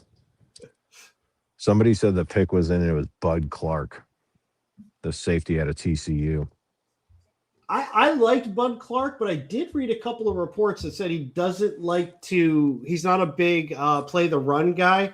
And that told me that he was not going to be a Harbaugh guy then for safety. Yeah. And he updated his tweet.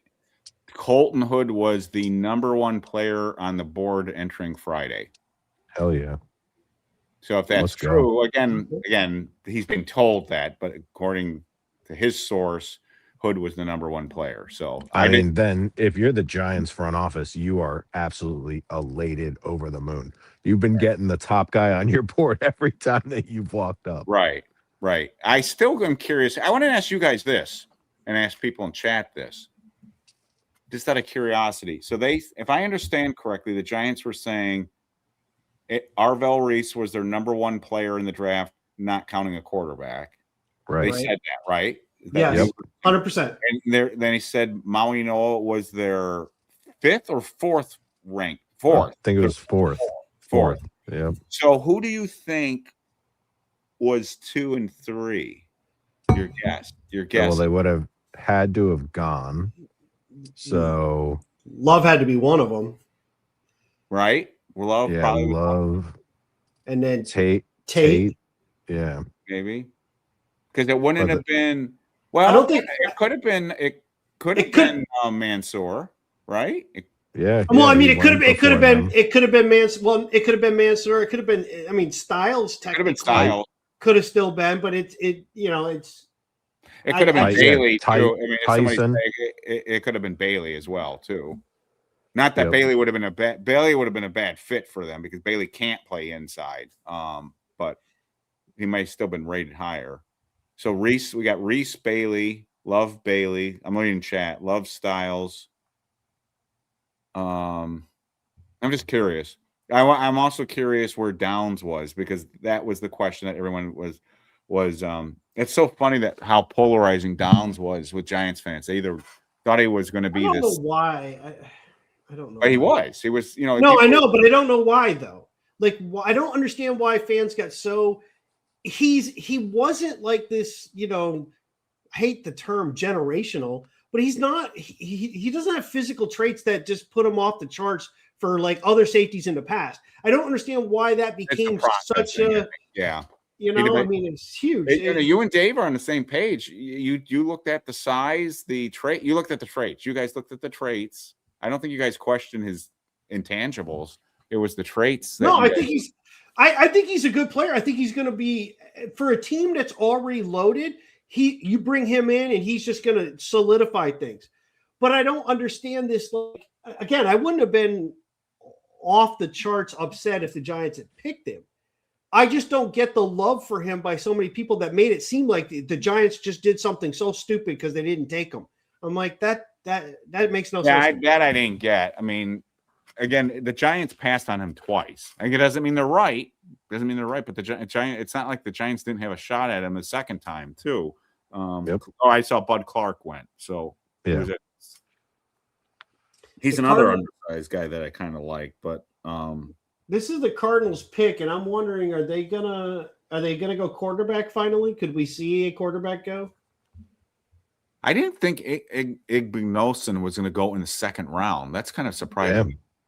Yeah. I would say I liked Everett more than him, and they were around the same kind of, and Muhammad even.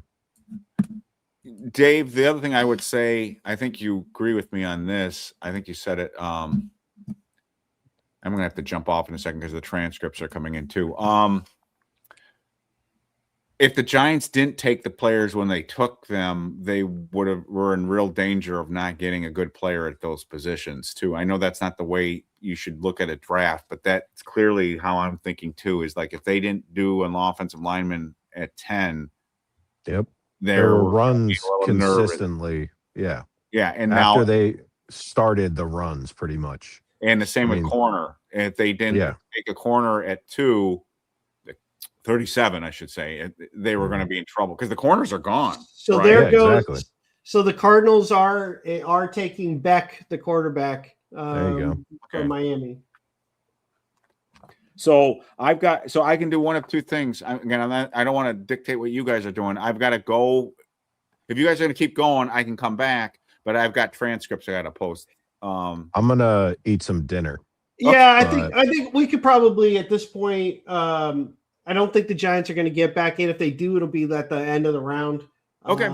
If they come back, I'll come back. But I'm just going to eat real quick. You guys can text me too.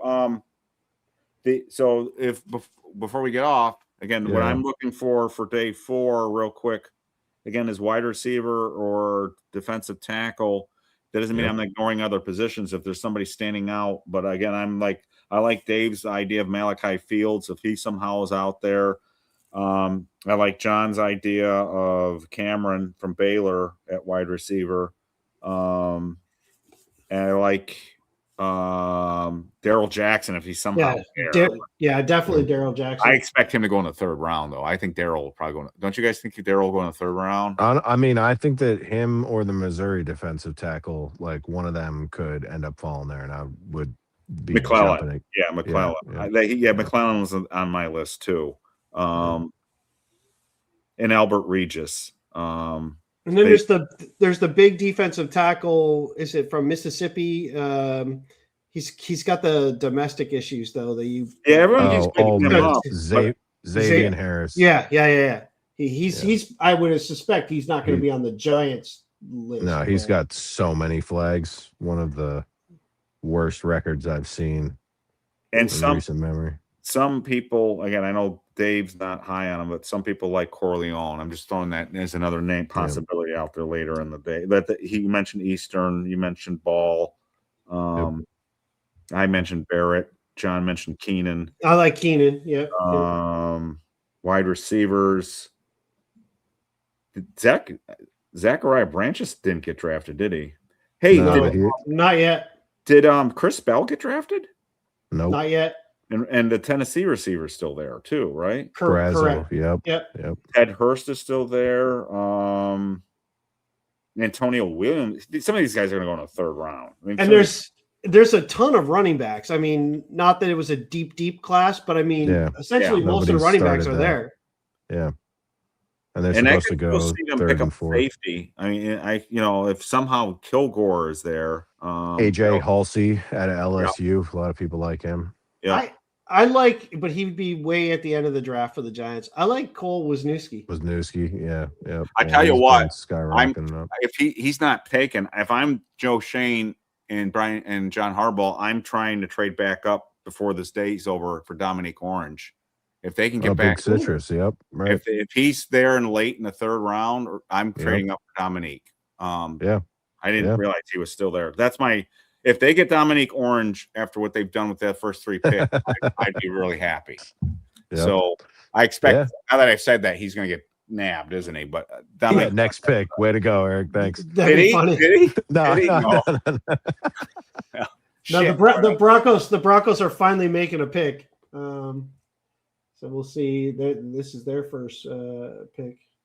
Yes, Big Citrus. I just want to say Big Citrus. I told my wife his nickname, and she says, that's stupid. I said, it's cool. Big Citrus. Oh, yeah, it's a great nickname. That's awesome. Great nickname. My son lucked out big time in high school and when he was in basic training or OSET. His nickname in high school was the Legend. And because his last name was Kennedy, when he was in OSET, they called him Mr. President. Nice. You wouldn't believe some of them. I can't even say some of the nicknames some of these guys got that were if they got attached to you, you'd be like, it's like Animal House when they Flounder. Geez. Can I get a new name? Flounder. But some of the names that were associated with these guys, it was a bad deal. If it got connected to you, you couldn't get rid of them. So the defensive tackle from Texas, Tyler Texas A&M. Texas A&M. He's goes to the Broncos. You're like fine. every defense pushing. No, that's not the one I was eyeing. All right. It's like every defensive tackle you hear, like, damn it. Yeah, well, I am going to be like that because I want a defensive tackle in this draft. Even if we get Reader, we need another nose tackle. Though they did bring in. Remember, they did bring in Benito Jones. So, I do remember Flounder on BBI. Good call, Optimus. Forgot about that. Flounder was on. Oh yeah. What was that? That Tosh 2.0. Oh my gosh. Do you guys ever see that? No, I haven't. Not in forever, but he was the crying Giants fan. He was on. Oh, no way. That was Flounder. No shit. That was Flounder. Oh my god. He was the crying Giants fan on Tosh. Jesus. I don't know if you guys saw that, but that was him. No. That was so God. It was bad. Kieran Crawford, the edge from Auburn, goes to the Raiders. My favorite BVI moment, one of my favorite, was the guy that posted the picture of him having the party in his garage with the Cheese Whiz behind him. And he had posted a picture of himself. He had pissed all over himself. His jeans, the front of his jeans were wet. And he admitted that he had pissed on himself. And everyone's like, well, why would you post a picture of yourself where you pissed yourself? And why not? He's like one of the wildest threads on BBI ever. It was like, you guys don't remember this, do you? No, but I'm just trying to picture. I'm just trying to picture the moment that he's going, you know what? I'm going to post this. Post this. Yeah, I think people want to see this. He was probably blackout drunk. Party in the garage. So you had like this card table with like cheese with. Nobody else is there. Now, party. If you grew in upstate New York like I did in the middle of nowhere, that kind of setup makes more sense. But we used to drink out of the back of a car on a dirt road because there was no place to go and the town was so small. So that would make sense. But I was like, why would you post that? Why? I just don't post. I don't understand why some of these people post videos of themselves where they do awful things. I mean, stupid things happen to them and they post it. You know, like when you see these clips on these shows, what is it? The fail army clips. You guys have seen those, right? Yeah. Why would you say, if you did something really stupid, why would you post it online? I've never understood that. Wow, the Eagles select Markel Bell. Kevin is saying. Ooh, they go really big offensive tackle. So I liked him a good bit. And that's I mean, you got the Giants coming at you twice a year. You're gonna need some beef to slow us down. Yeah, but he better have the feet if we're going to be bringing the speed off the edge. Yeah. It'll be great in the run game, but if you start coming at you from the edge, you're going to have a bit of a problem. But I will say, a lot of holding penalties. Yeah, I will say he was a guy that I in simulations and stuff, I had the Giants getting him a little bit later. Not definitely. You like Anise Cooper too, right?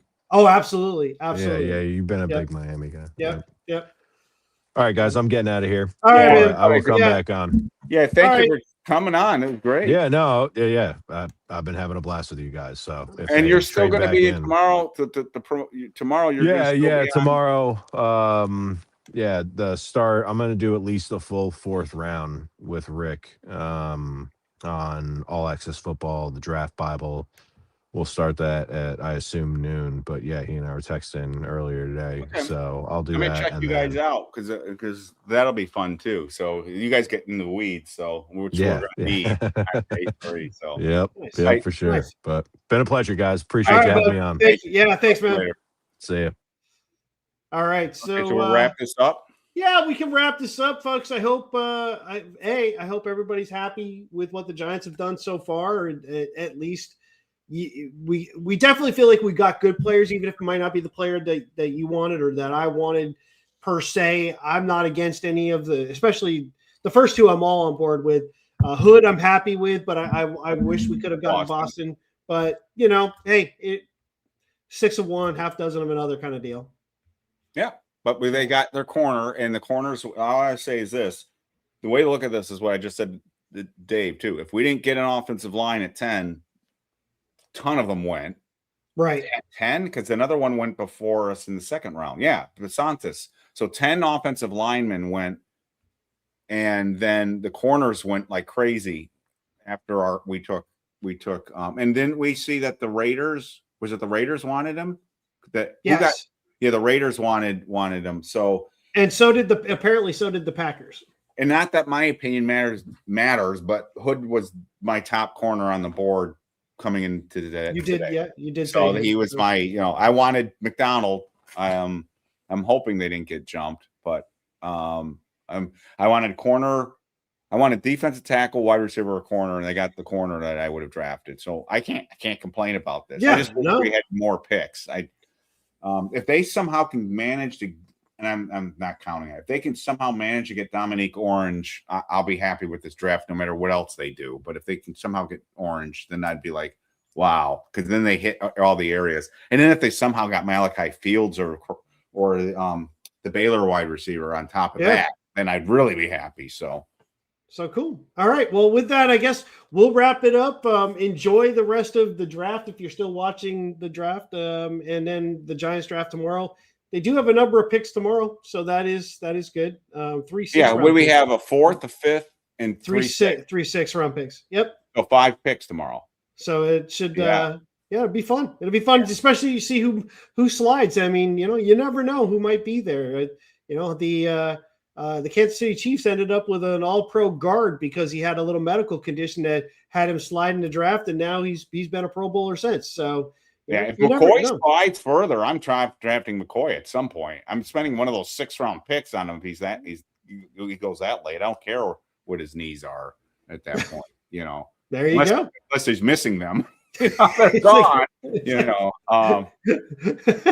That's awesome. Remember that one Dallas picked that one guy in the 7th round, the offensive lineman that we all wanted. I know he didn't have the career that they thought he was going to have, but can't remember his name. But it was like at some point you guys almost use one of those late picks on somebody if take a swing. You don't know. I mean, again, a late round pick like that, if you even get 2 or 3 quality years, decent years from him, that's 3 years of cheap good play until he can't do it anymore. It's different if you do it in the 1st round and you've just tied up a ton of money with a guy that can't do anything. So, yeah, but someone's got to be really messed up with his knees because here we are in the 3rd round and he's still on the board. So, anyways, all right. With that, like, subscribe, all that good stuff, folks, and we'll catch you again real soon. Hey BBI fans, elevate your style with the all-new Inside BBI merchandise. From super soft tees to cozy hoodies and mugs for your morning brew.